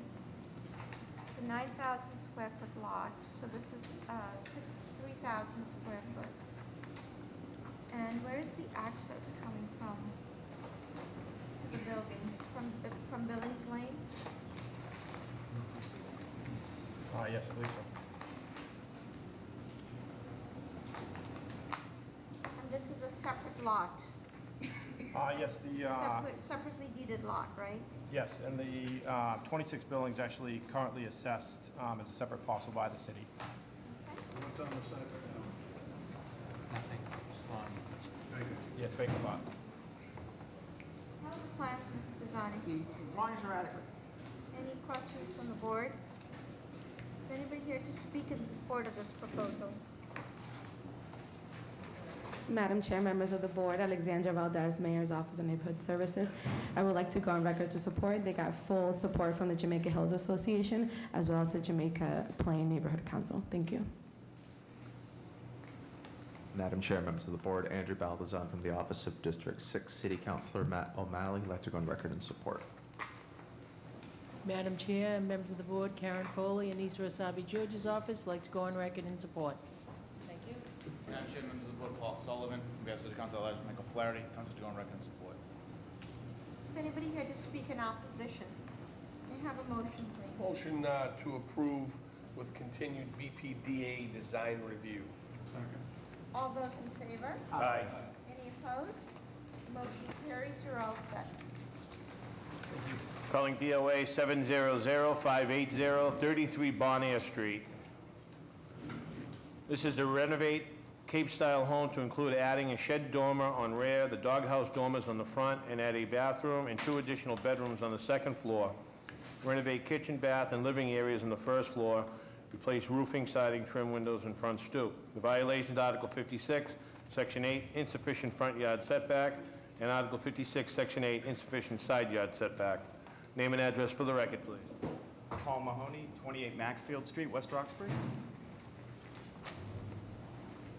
Please tell us what's being proposed. What I'm proposing to do is to take an existing dilapidated cape and just expand it with dormers in the front and rear. Doghouse dormers in the front, very typical to the neighborhood. Shed dormer in the rear, typical to the neighborhood, as well as a family room off the back. Is this a single family? It is a single family, yes. Is this a yellow building or is it the gray one next to it?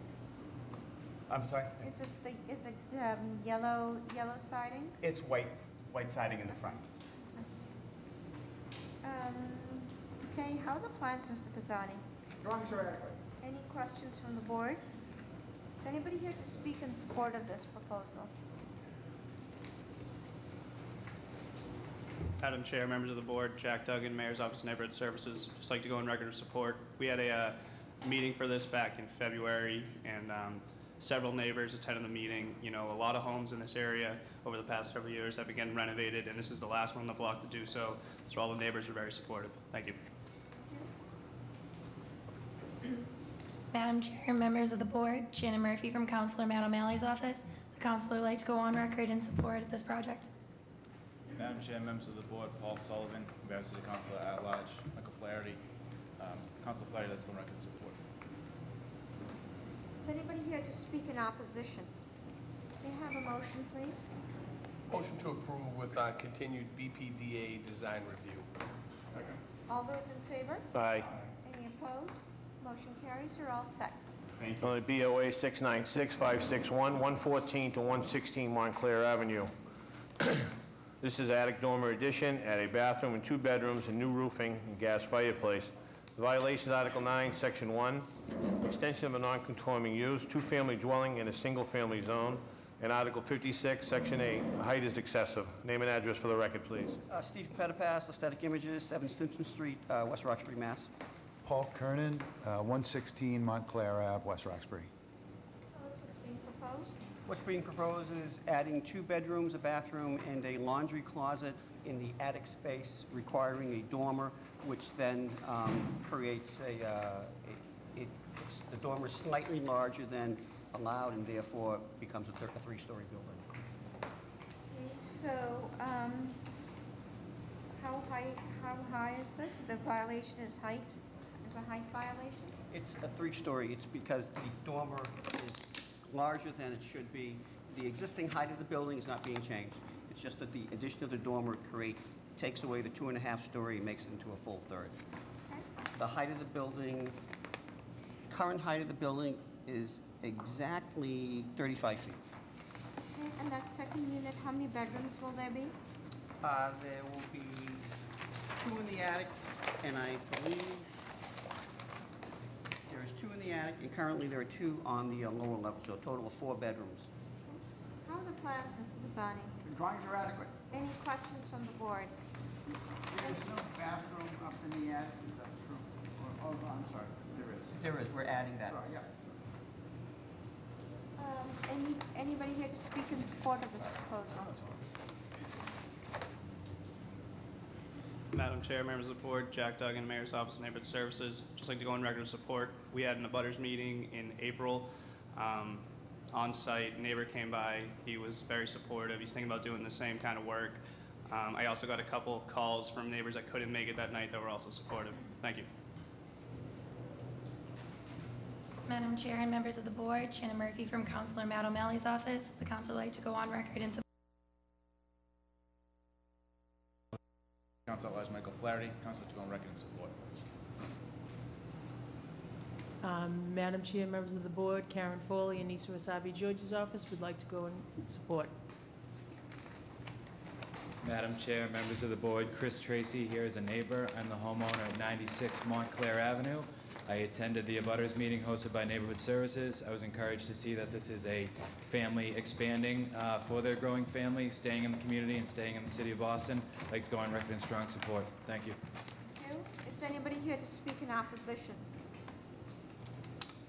Just a note that on the notes from the BRA, there's just notes to say that the dormer needs review. It probably exceeds the recommended design review dimensions.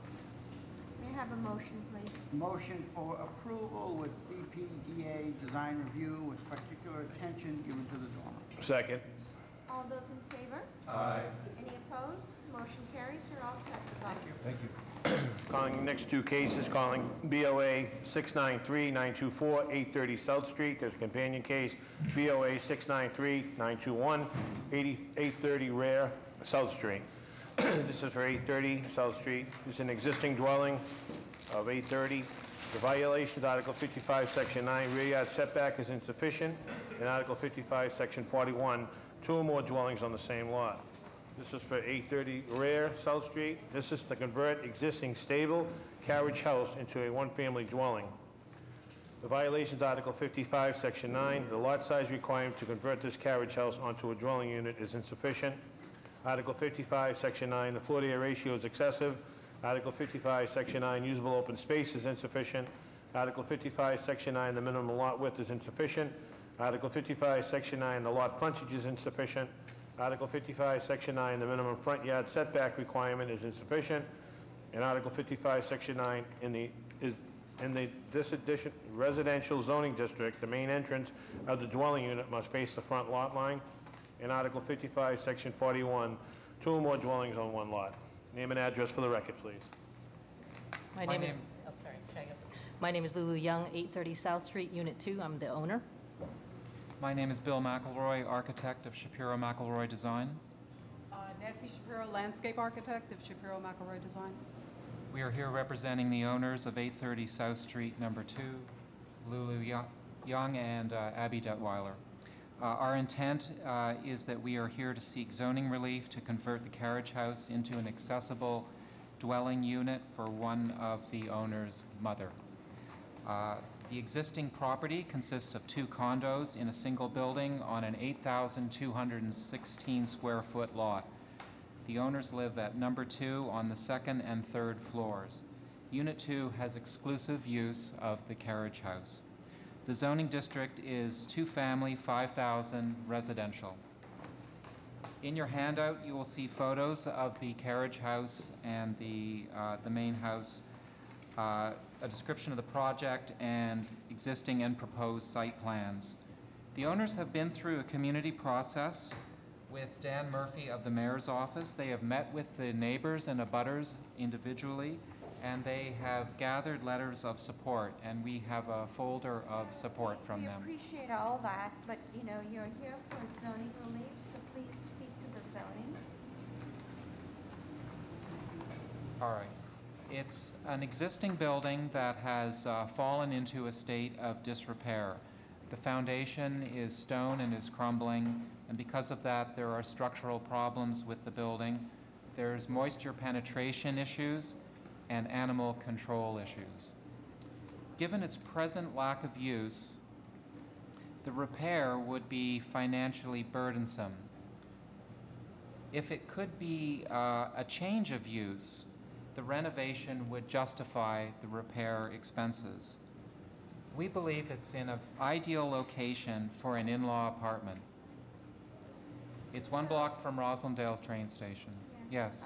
So the thing is, we just need to make sure that there's clarity on this, is that the relief does not go with the owner, it goes with the property. So that proposed conversion and the impacts it would have on the neighborhood be there in perpetuity for all intents and purposes.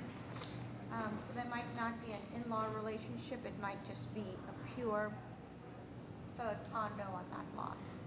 So tell us the specifics about that carriage house. How large is it? How many square feet? How many bedrooms are proposed? How the parking is supposed to work for that site? All right. It's 888 square feet. It's a 1.5-story building. Our proposal is that we do not change any of the roof lines, neither the dormer or the lantern, except we're glazing the lantern, which is now open louvers. We are making landscape improvements, and we are adding a third off-street parking space, which can be seen in this site plan.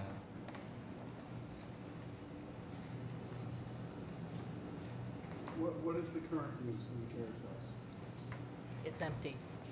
But Yes. again, it hasn't been It has maintained. broken windows and, Yeah, you it know, hasn't been maintained, right. basically. How long have you guys owned the building? Almost 8 years. Okay, so it's self-inflicted dilapidation. It has been in the state, and we have been seeking to do this and have only recently applied for this. Can we have a look at that board, please? How are the plans, Mr. Designer? As long as you're adequate. Any questions from the board?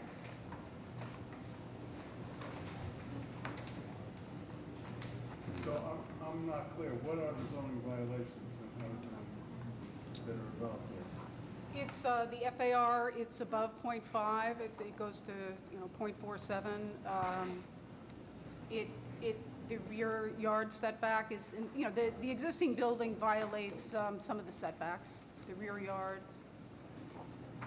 But you have no intention of changing the footprint? No, there are no additions to the building. It will stay exactly the same as it is now. The windows will be in the same locations. Renovation is all internal? Yes, it is. Is there already a loft in the? There is, existing, with head height up there. Yeah, the FAR, does that include the FAR of the existing building on the site? Yes. Because the FAR is neutral now towards the carriage house, that is, it has an FAR of 0. Correct. For the carriage house. Correct. So when you take the area of the carriage house and combine it with the area of the existing two-family house, what is the FAR? It's, It goes to .47. Existing becomes .575. Okay, so with the existing, it's 0.575. No, the existing FAR is .47. And with the renovation of the carriage house and adding 888 square feet, the proposed FAR would be .575. Any questions from the board? Is anybody here to speak in support of this proposal? Morning, Madam Chair, members of the board, Dan Murphy from the Mayor's Office of Neighborhood Services. I'd like to go on record support. They did have a well-attended community process, and there it was unanimous support from the abutters. Thank you. Good morning, Madam Chair, members of the board, Walter Applewhite, Council McCarthy's office. We'd also like to go on record as support. Madam Chair, members of the board, Paul Sullivan, on behalf of City Council at Large, Michael Flaherty, Council to go on record support. Good morning, Madam Chair and the board. My name is Adam Rogoff. I live about 2 blocks away. I came before this board about 6 years ago with a similar project for a conversion of a carriage house at 31 Conway Street, and similarly had been burdened by the high expense of maintaining it. It is now added to the neighborhood, and it's one of several in the neighborhood that have been converted. And those are the carriage houses that really do add very much to the character. The ones that are not are falling in disrepair and a real drag on the neighborhood.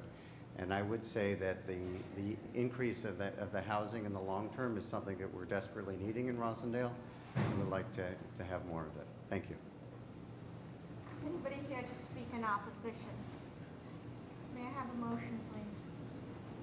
Motion to approve BBDA design review. Second. All those in favor? Aye. Any opposed? Just for the record, I'm going to register as being opposed. Motion carries. You're all set. Thank you. Calling next case, calling BOA 700-855, 1432 to 1440 Commonwealth Avenue. This is the changing of the occupancy from a convenience market to a liquor store. No work to be done. The violation is Article 51, Section 16. Use of a liquor store is forbidden. Name and address for the record, please.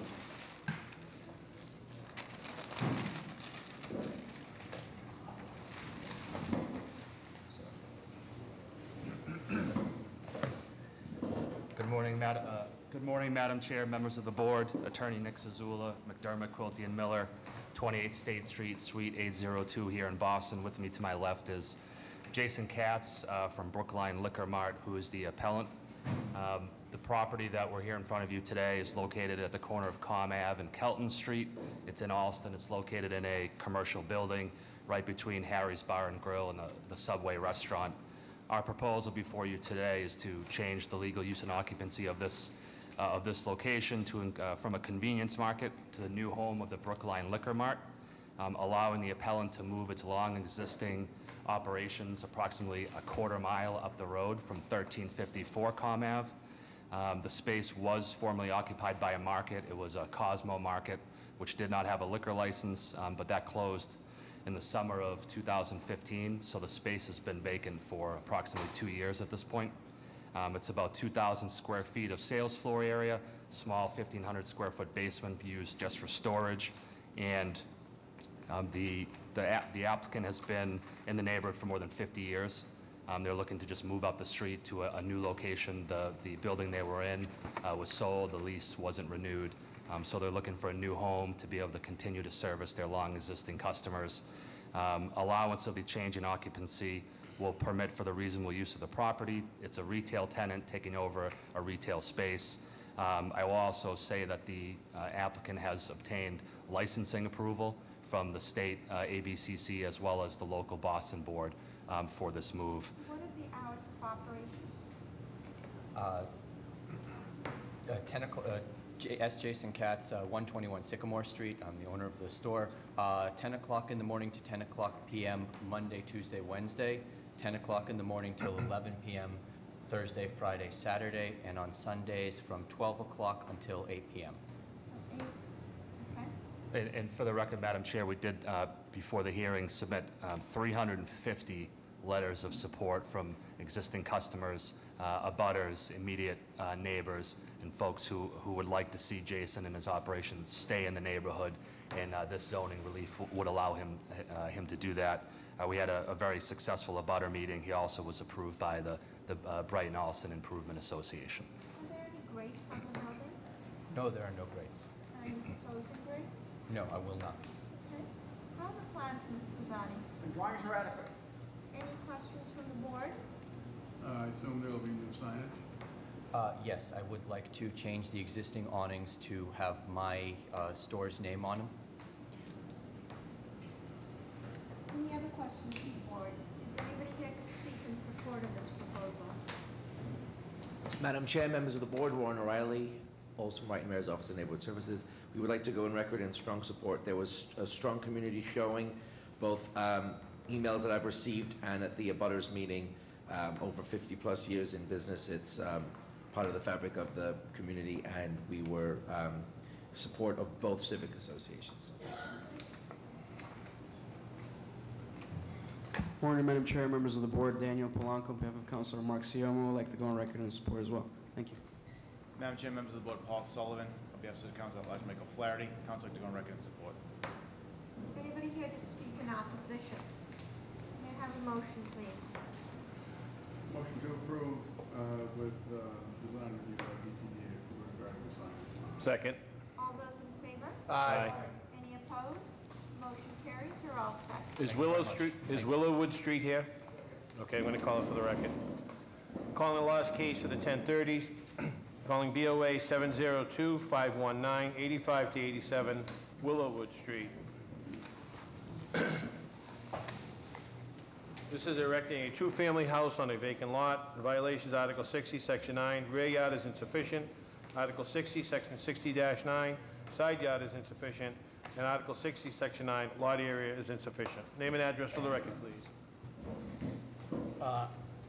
Fred Manigat, I'm the architect working with the owners. Address is 85 Willowwood Street.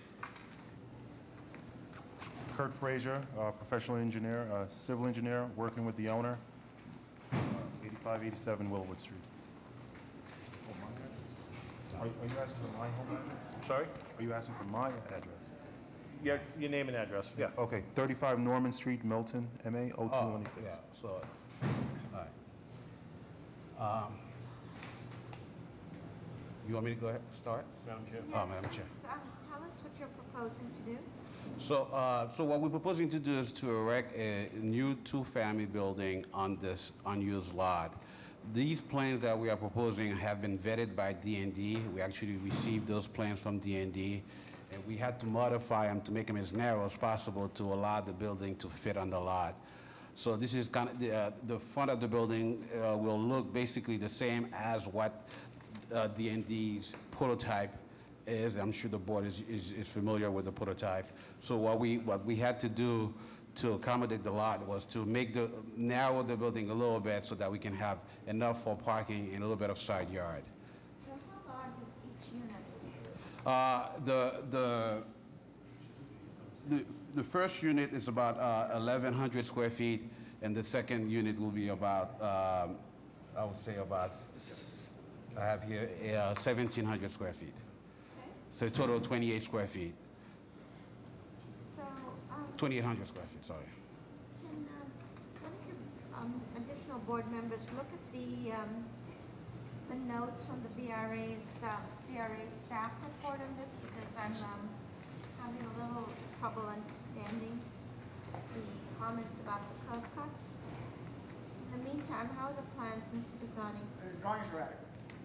Any questions from the board?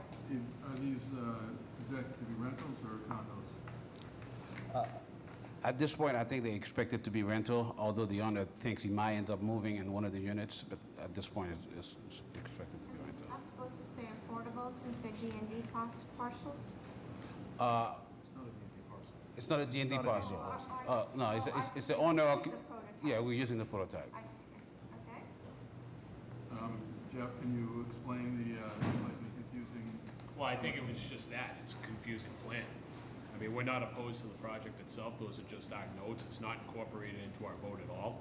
Our vote is to approve it with design review. And I'd like to add that I'd like to add 2 items. We had a community meeting that was well received. Sorry, please, we just are still trying to understand the proposal. So if you're looking at the building Yes. from the sidewalk, on which side is the driveway proposed to be? The driveway will be on the left. If you're looking at the building, the driveway will be on the right.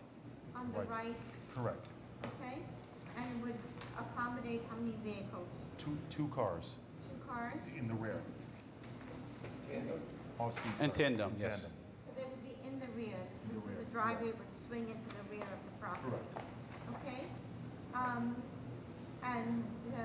So the driveway that is shown to the left of the lot in the photograph is block the other. That's going to be sealed. Well, we'll place granite curbing in front of there, and we're going to remove that driveway and install a new driveway to the right, a new curb cut opening to the right. I'm asking slightly different. So that driveway is part of the lot? Yes, it is. Correct. Yes, Right it now. is. And I think we have Boston Water and Sewer approval already. Yes, we have approval from Boston Water. Okay. Is anybody here to speak in support of this proposal? Madam Chair, members of the board, Ruth George, the Mayor's Office of Neighborhood Services. An abutters meeting was held at the Woodrow Avenue Neighborhood Association, where this lot is near. Abutters did attend. They asked questions directly to the developer, and we have not received any opposition, and the community is in support. Thank you. Madam Chair, members of the board, Sean Cheatham, Councilor Andrea Campbell's office. We'd also like to go on record in support. Madam Chair, members of the board, Paul Sullivan, Council at Large Michael Flaherty, Council to go on record in support. Is anybody here to speak in opposition? May I have a motion, please? Put a motion forward to approve with BPDA continued design review. Second. All those in favor? Aye. Any opposed? Motion carries. You're all set. Good luck. Thank you. Thank you. Continue. I'm going to call the 11:30 rediscussions. Are there any deferrals or withdrawals to the 11:30? Yes. Address, please. 345, 359 Washington Street, Brighton. Okay, for the record, calling BOA 630-471-345 to 359 Washington Street. Name and address for the record, please. My name is Attorney Francis Adams, Law Office of Adams and Moranci, with a business address of 350 West Broadway, South Boston, Mass. And I'm here on behalf of Attorney Carolyn Conway, who is unavailable today. She's respectfully requesting a deferral as the ongoing community meetings is the main reason. The community process has not been completed as of today. Is this the second deferral? I believe it's the first deferral, Madam Chairman. It is the second. It is the second. Second I deferral. apologize. I apologize.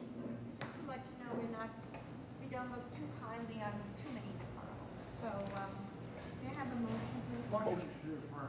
Second. All those in favor? Aye. Date, please. August 29th. You think she'll be ready by then? I'll make sure she is, Madam Chairman. Just out of curiosity, is that going into the former Kabloom Florist space? I would have to say I absolutely don't know. Attorney Conway is not affiliated with our office. It's a large building. Yes. Thank you. Okay, we're calling there are no more deferrals or withdrawals? I'm sorry. Address, please. Nealon Street, 173 Nealon Street. For the record, calling BOA 616-257-153 to 173 Nayland Street. Name and address for the record, please. My name is David, 88 Black Falcon Avenue, Boston, Mass. You can sit down. What are you requesting, sir? Requesting a deferral, Madam Chairwoman, until the board sees fit, but preferably January. Okay. May I have a motion, please? A motion to defer till January. Well, we don't have January dates yet, but we can't give you December 19th. Okay. Okay. We don't want to look too far into the future yet. There's a motion. Is there a second? Second. All those in favor? Aye. Any opposed? The date, please. So December 19th. At 11:30. Thank you. Okay, thank you. So that leaves us two cases. Nobody else is deferring or withdrawing. Calling BOA 684-111-8 Byron Street. Byron Street here? This is a... No, they're not here.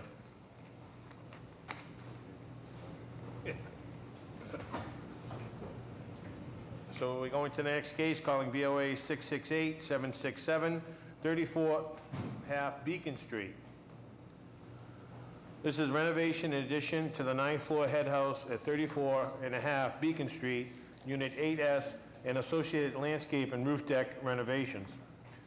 The violations, Article 15, Section 1, the floor to area ratio is excessive. Article 16, Section 8, restricted roof structure district. Article 27D, the 27D-5 downtown iPod, the iPod applicability. And Article 16, Section 1, the required building height is excessive. Name and address for the record, please. Good afternoon. Peter Calabrese for Green Monster LLC. This is 34.5 Beacon Street in Boston, Massachusetts. And this is the owner of Green Monster LLC, for the record, Alex Sherma. So tell us what's being proposed. So this is the renovation of a roof deck upon the building. Mr. Sherma owns a top floor unit, and prior, about a year and a half ago, there was an existing roof deck. It was removed for maintenance purposes to replace the roof membrane on the roof for the property. So now it's just a bare, white single ply membrane. You may see it in the appeal package. There were some photos. We also have some large color photos for the board to view as well. Now Mr. Sherman is looking to rebuild that existing deck and also expand the head house by about 95 square feet or so. It amounts to a 1 point increase in the floor area ratio. So tell us what's the size of the existing head house and the proposed head house. The existing head house is 1,614 square feet. 1,614. And the proposal is for 121 square feet, making it 1,735 square feet. And when was the head house built?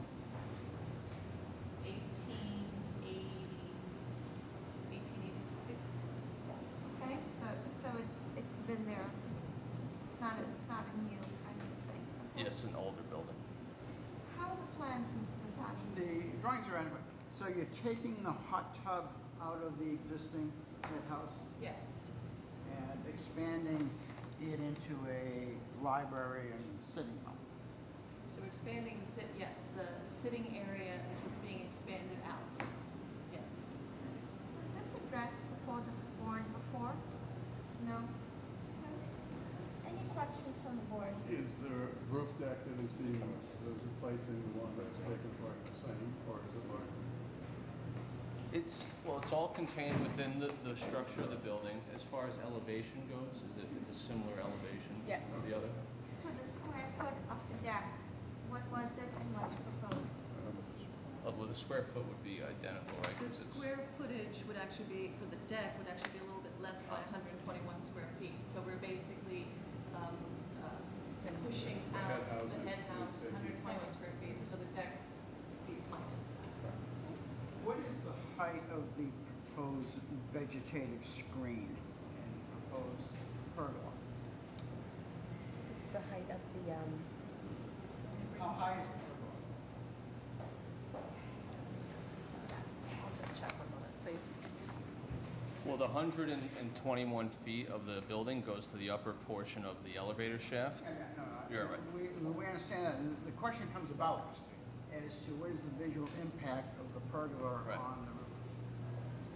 So it's supposed to, it's supposed to match the front facade of the building, so there's a small overhang. I'm interested in seeing, do you have an elevation that shows? We do.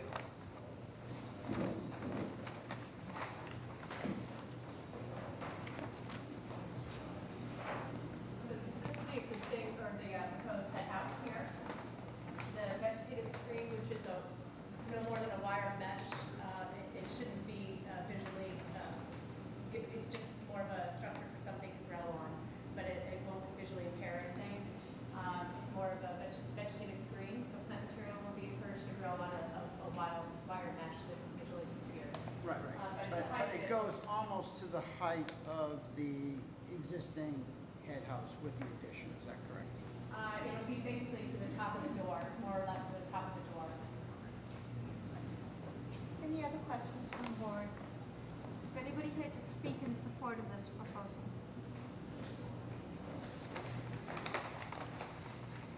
Madam Chair, members of the board, Giselle Guerrero with the Mayor's Office of Neighborhood Services. I'd like to go on record in support. We did have a abutters meeting for this case, and none of the abutters came out to share any concerns or any questions. I haven't received any other extensive emails or comments for this case either, and they did go before the board, which raised some concerns, but not particular to the actual structure that was going up. So we'd like to go on record in support. Thank you. Is anybody here in opposition? May I have a motion, please?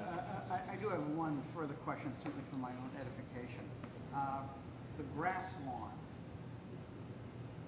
Be like the City Hall grass lawn. No. I mean, the question is it a real grass or is it Artificial turf. it's artificial turf? Yes. It'd be very difficult to maintain up there. That's why I was trying to figure out how They do some wonderful stuff with that. and you have large planting, well, you have a fire pit and large trees. Large trees, meaning that they'll probably be the size of, say, a dogwood, so 15 feet ornamentals, if we can. We're very limited to what we can propose up there for plant material because of the conditions with the sun, wind, and loads that we are going to be locked down to. And the applicant owns the unit directly below, right? Yes. So any leaks are his problems, self-administered. It was okay, yeah, before, with pretty large trees. May I have a motion? Motion approval, BPDA. It's us. Second. All those in favor? Aye. Any opposed? Motion carries. You're all set. Good luck. Thank you. We're going to go back to the Byron Street. Is Byron Street here? Madam Chair, it's 11:50. Byron Street is not here. I make a motion for denial without prejudice. Second. All those in favor? Any opposed? Motion carries. And Madam Chair, we can't take the interpretation till 12 p.m. We'll take a break until noon time. Meeting is adjourned.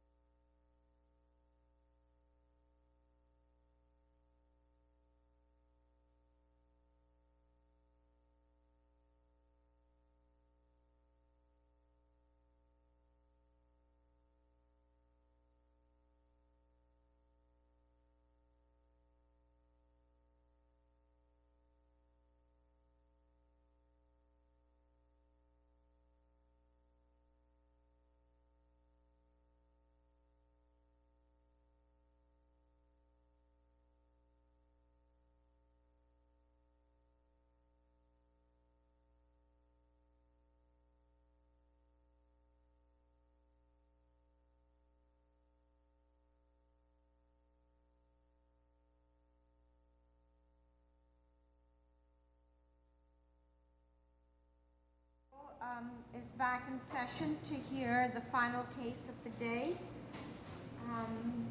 Mr. Fortune? Thank you, Madam Chair. Calling BOA 695-603, 9 to 11 Ward Street. Come on, right up front. The petitioner seeks a determination that Inspectional Service Department erred in issuing the permit. Name and address for the record, please. Can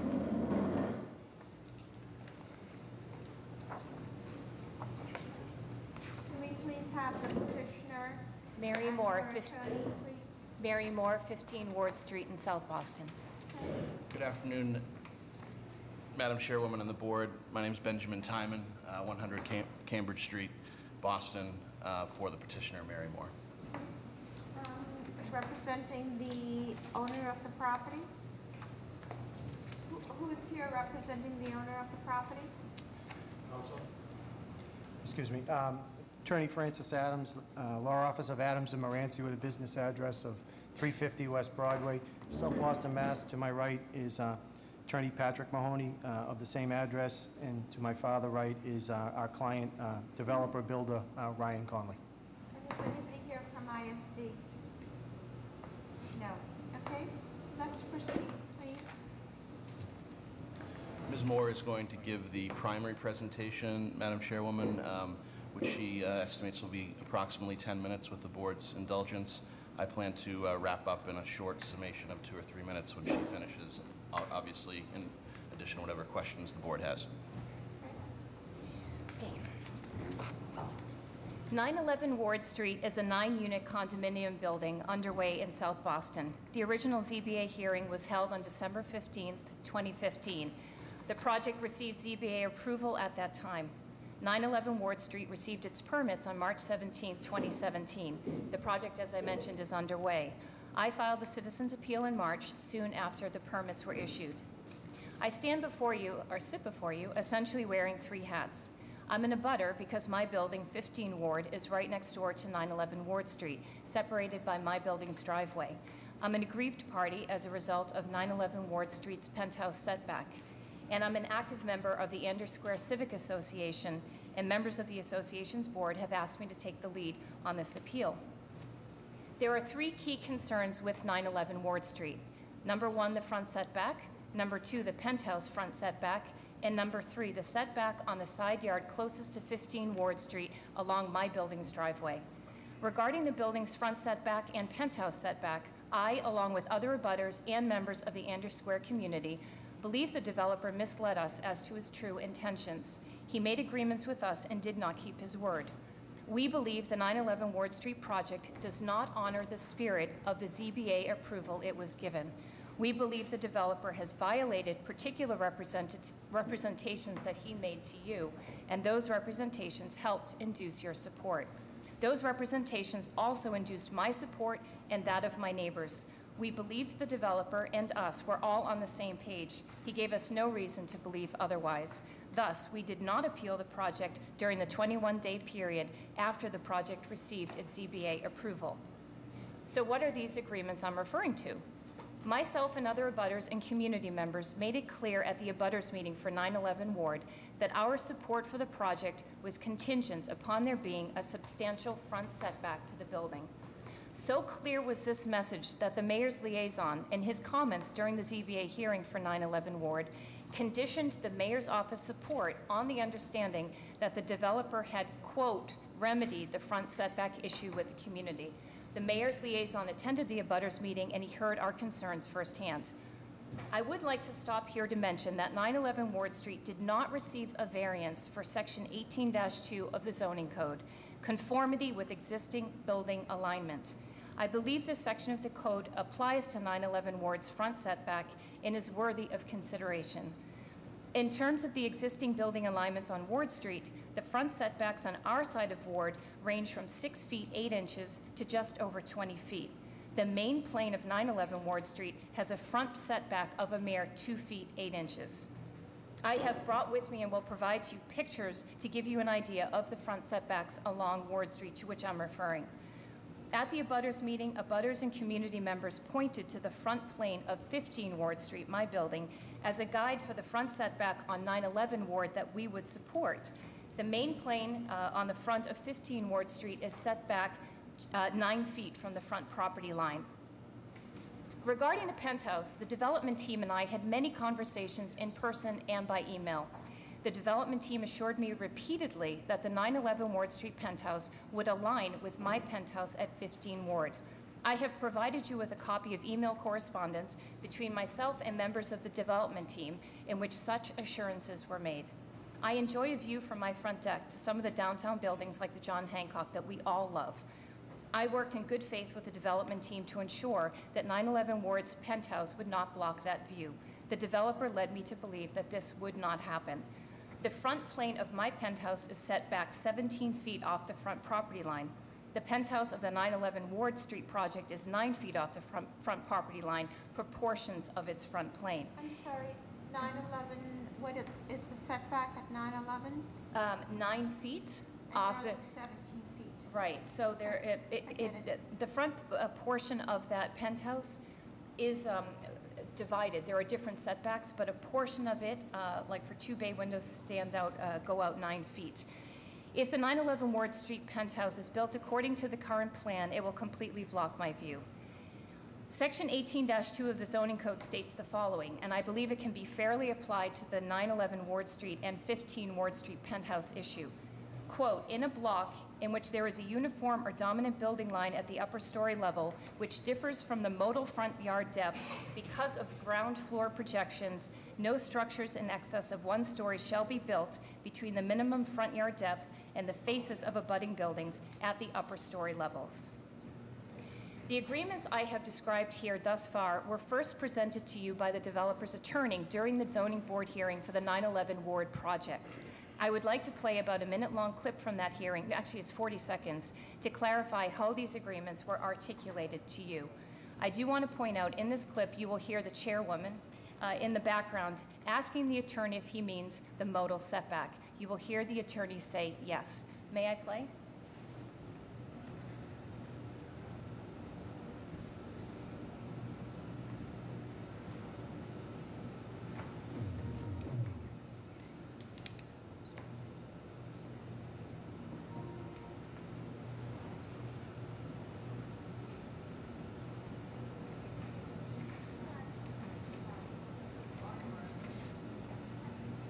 I'm sorry.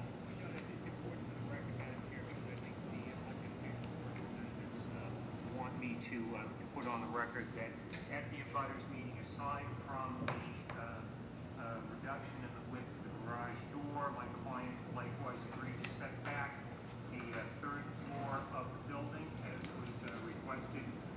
He has also agreed in principle to a front yard setback. Many of the buildings along Ward Street back with front landscaping. My client agreed to implement that. It's something that we would work together. We would work together with the BRA in terms of determining what the appropriate depth is. The other thing that I would like to know for the record on the plan, since it came up at the community meeting, is that in the rear.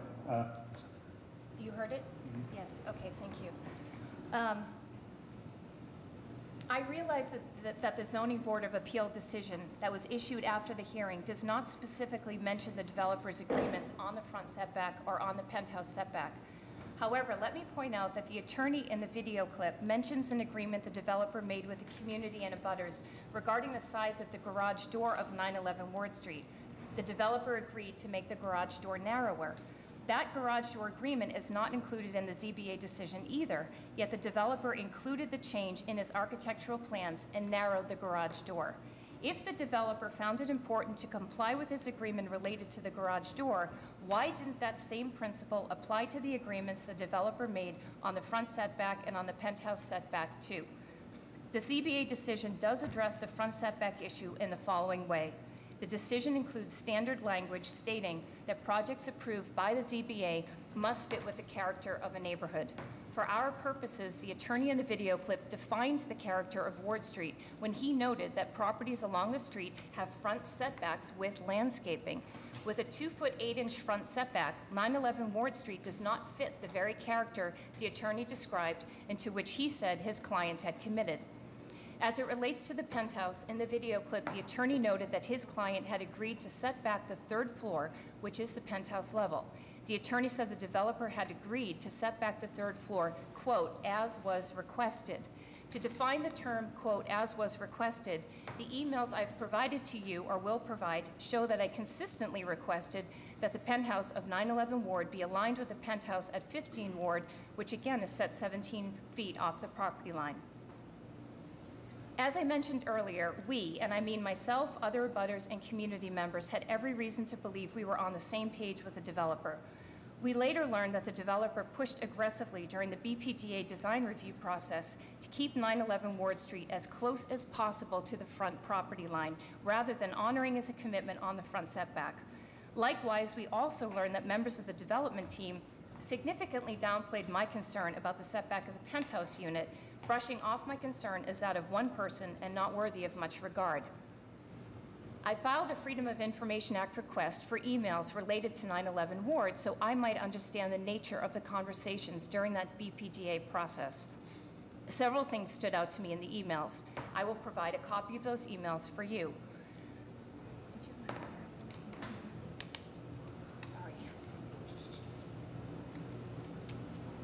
First, in an email in May 2016 to the BPDA planner, the architect for 911 Ward Street sent over a set of architectural plans.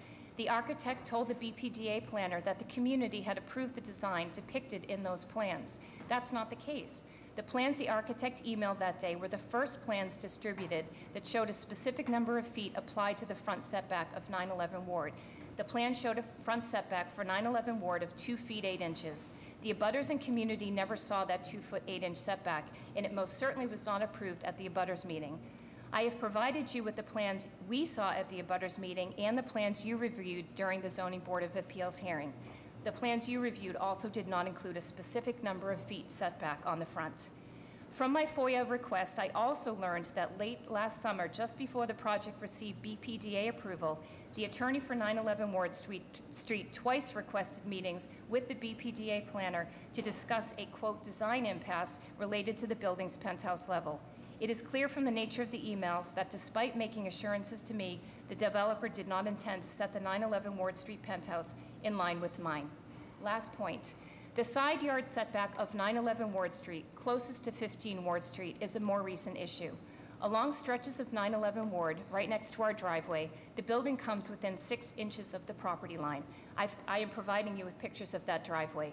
The abutters at 15 Ward Street had asked the developer in January 2016 to leave a 3-foot setback all along the driveway side, not just where there are windows. The developer declined. With just 6 inches from the property line, it is impossible for 911 Ward to be completed without the developer using the driveway of 15 Ward Street to do the work. The driveway at 15 Ward is an active driveway, and it's also a pedestrian way for our building's residents and children. It is not safe to have construction work going on in our driveway. The developer never spoke with the abutters at 15 Ward Street, including myself, about needing to use our driveway, and he does not have such an agreement in place with us. In conclusion, I am respectfully asking you to require that the 911 Ward Street developer uphold the agreements he made with me, with other abutters, with the Andrews Square community, and the representations that he made to you. In our community, we negotiated in good faith with the developer. We expect the same level of respect in return. Thank you for your consideration of this appeal. Very briefly, Ms. Moore outlined very clearly in the documentation that she'll be submitting, backs up the types of representations and promises that the developer and their representatives made to this board at the time in order to receive their approvals. And I think she's made a very convincing case about the spirit of your approvals being violated. I recognize that this is an out of the ordinary type of case where we come to you and present the broader context of the promises that were made and the things that induced the board, we believe, to issue the decision.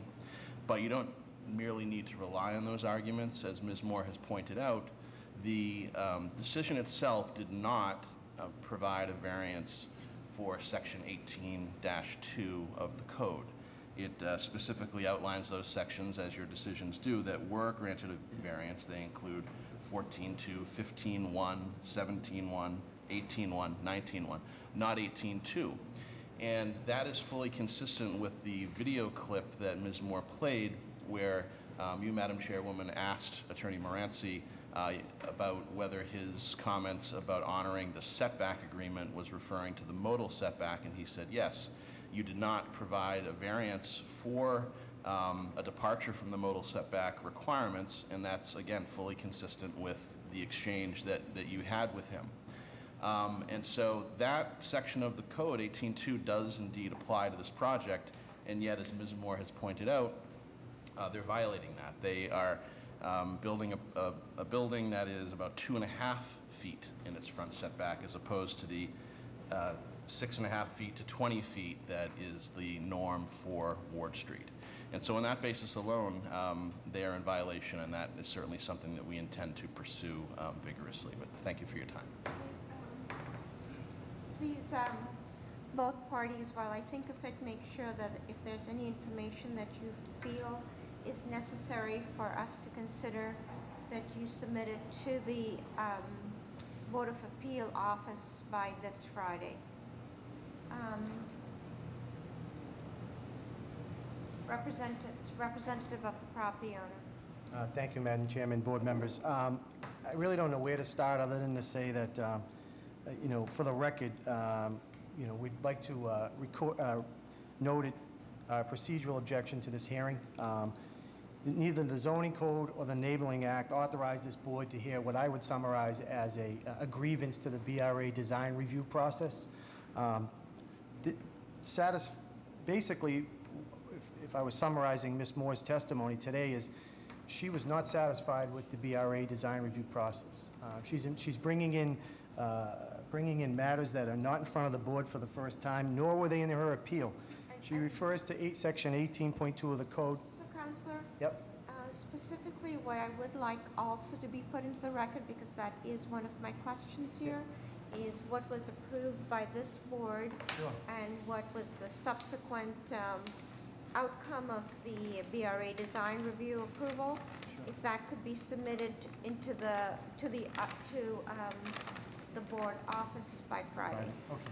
So, Madam Chair, you would not like me to recite what was the relief that was granted at the hearing? No, so please technically go through and respond to the concerns. Sure. Let me state your objections as you started to do. Okay. Again, for the record, this board is not authorized under the Enabling Act to hear appeals of design review process, which is basically what Ms. Moore is alleging. The application, my client's application was fronted, as Ms. Moore stated, back in December of 2015. We were granted variances for Article 14, Section 2, Article 15, Section 1, Article 17, Section 1, Article 18, Section 1, Article 19, Section 1, Article 20, Section 1, Article 23, Section 1, and Article 23, Section 9. The board signed a decision in January of 2016. For the record, I'd like to clarify the point that Ms. Moore keeps referring to, the record. Mr. Moranci's testimony on that day is very clear. It says that that our client will work with the BRA in terms of determining what the appropriate front depth of the project shall be. Unfortunately, Mr. Moranci does not get to make those decisions. Our office does not get to make those decisions, nor does our client. Our client worked vigorously with the BRA design review process. His BRA design was approved in July 2016. We were granted relief for the front yard setback. As far as Ms. Moore's testimony that she's here on behalf of the Andrew Square Civic Association and members of her condominium association, I don't see anything in the record that was introduced by Ms. Moore to indicate that. I believe she's here on her own behalf. I also would like to point out that Ms. Moore was also granted similar relief in 2005 by this board. She was granted front yard variance for the same project she's talking about today, basically the same issue. She's talking about various issues, the front yard, the penthouse setbacks. You know, this this project was approved. Ms. Moore is asking you folks to be litigators, to a judge. She waived her statutory appeal right under the Act. She had 20 days to appeal, not 21. She did not elect to take that option, judicial review, in the courts of Massachusetts, and she's basically coming back for a do-over. She's asking the board to rehear the merits of the case that were argued back in December of 2015. She's asking the board to reinterpret the project. She's asking the board to review the project. There was a proviso, BRA design review. That was the only proviso on which the project was approved. My client did negotiate with the BRA approved architect, his architect. They worked together to get in a project that was approved. She's not alleging the permit was issued in error. She's not alleging that my client is not comporting with the requirements of the permit or is deviating from the permit in any way, shape, or form. My client's project is in the middle of construction right now. Ms. Moore was also very aware my client was sued by an abutter, and that case has been dismissed. Ms. Moore had the same rights, statutory rights, judicial rights to appeal, and she chose not to do so. So in a essence, she's asking this board to step in the shoes of an authority which they're not statutorily authorized to do so. She's asking the board to act as a court with proper jurisdiction. And that's not something this board is authorized to do. And I would ask that the board not even issue a written decision in this matter because they're not authorized to do so. Regarding the From modal front yard alignment, the counselor and Ms. Moore mentioned section 18.2 was not cited on the refusal letter, and there's a reason for that. 18.2 is not a citable violation. It is merely an exception to a front yard requirement in which the board, or rather all of us applying the zoning code, should change the front yard, the minimum front yard dimension to that of existing front yard alignment, building alignment. In essence, what that means is front yard. So front yard 18.1 is the only appealable violation here. And what was the required front yard? What's that? What was the required front yard? 15 feet or existing building alignment in H150. Okay, 15 feet or, okay. And procedurally, Madam Chairman, if I could just reiterate the point, that matter is not in front of the board for today. If you look at the appeal letter submitted by Ms. Moore, she does not raise that issue. That issue has not been raised, and it should not be something considered. It's So important. what I would like to do, are there any questions from the board? What I would like to do. The project is currently under construction. Yes. What percentage completion? It's foundation up. It's just foundation has been poured. But in the event that the board does render a decision, we do ask, and I think this is important, the 45-day period for appeal for which someone would have been aggrieved by the commissioner, an action by the commissioner, meaning the issuance of the permit, has passed. Any new arguments or information that have not been submitted to the board within that 45 days shouldn't be heard. Okay, what I'm going to do is ask both parties to submit your arguments, and drawings. As is our usual, we will recommend that the law department look it over. Law department represents us in our best interest. Have the law department look it over, and we will then bring it back to the full board. We will invite you, of course, to be at the hearing and render our decision at that point. So may I have a motion, please? Can I have one question? Yes. Can I ask Matt? Sorry. Matt,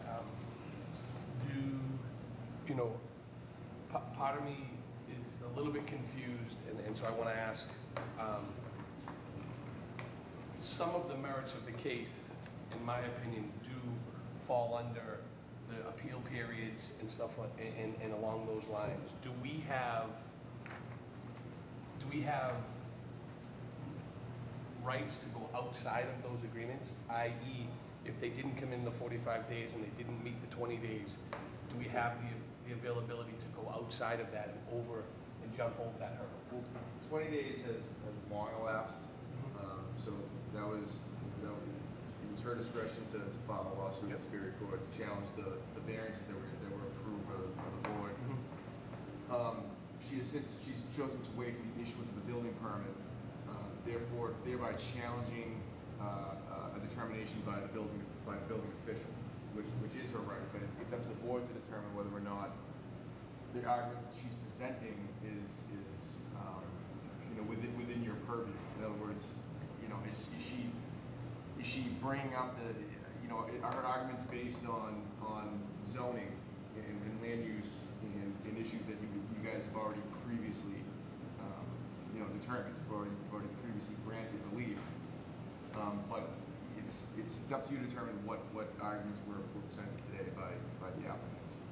Yes, so So, in line with what the chair said, I would make a motion that we refer the issue to the law department.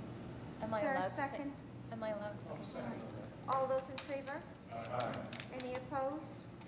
And the question that the law department is to answer is exactly the one that responds to the determination that ISD erred in issuing the permit. Additionally, if the law department can speak on process and time frame to process, and also have a look at the BRA, the Board of Appeal approved plans versus the BRA approved drawings to ensure that there was consistency in response. Can I add one more thing? Yes. And I can be, this is a question, I guess, is, there was representation that there were egregious parties here, and there is one party here, and so I don't know if that's something that we need to Yes. have looked at also. We just need clarification on that, so whatever both parties can submit, that so that the law department can in fact directly respond to those questions that we have just highlighted. And for Exactly, as far as the process, yes. For clarity purposes, Madam Chairman, you want all submissions by this Friday? Yeah. And the second request is that the law department look at this in a timely fashion. Okay? Thank you. This meeting is now adjourned.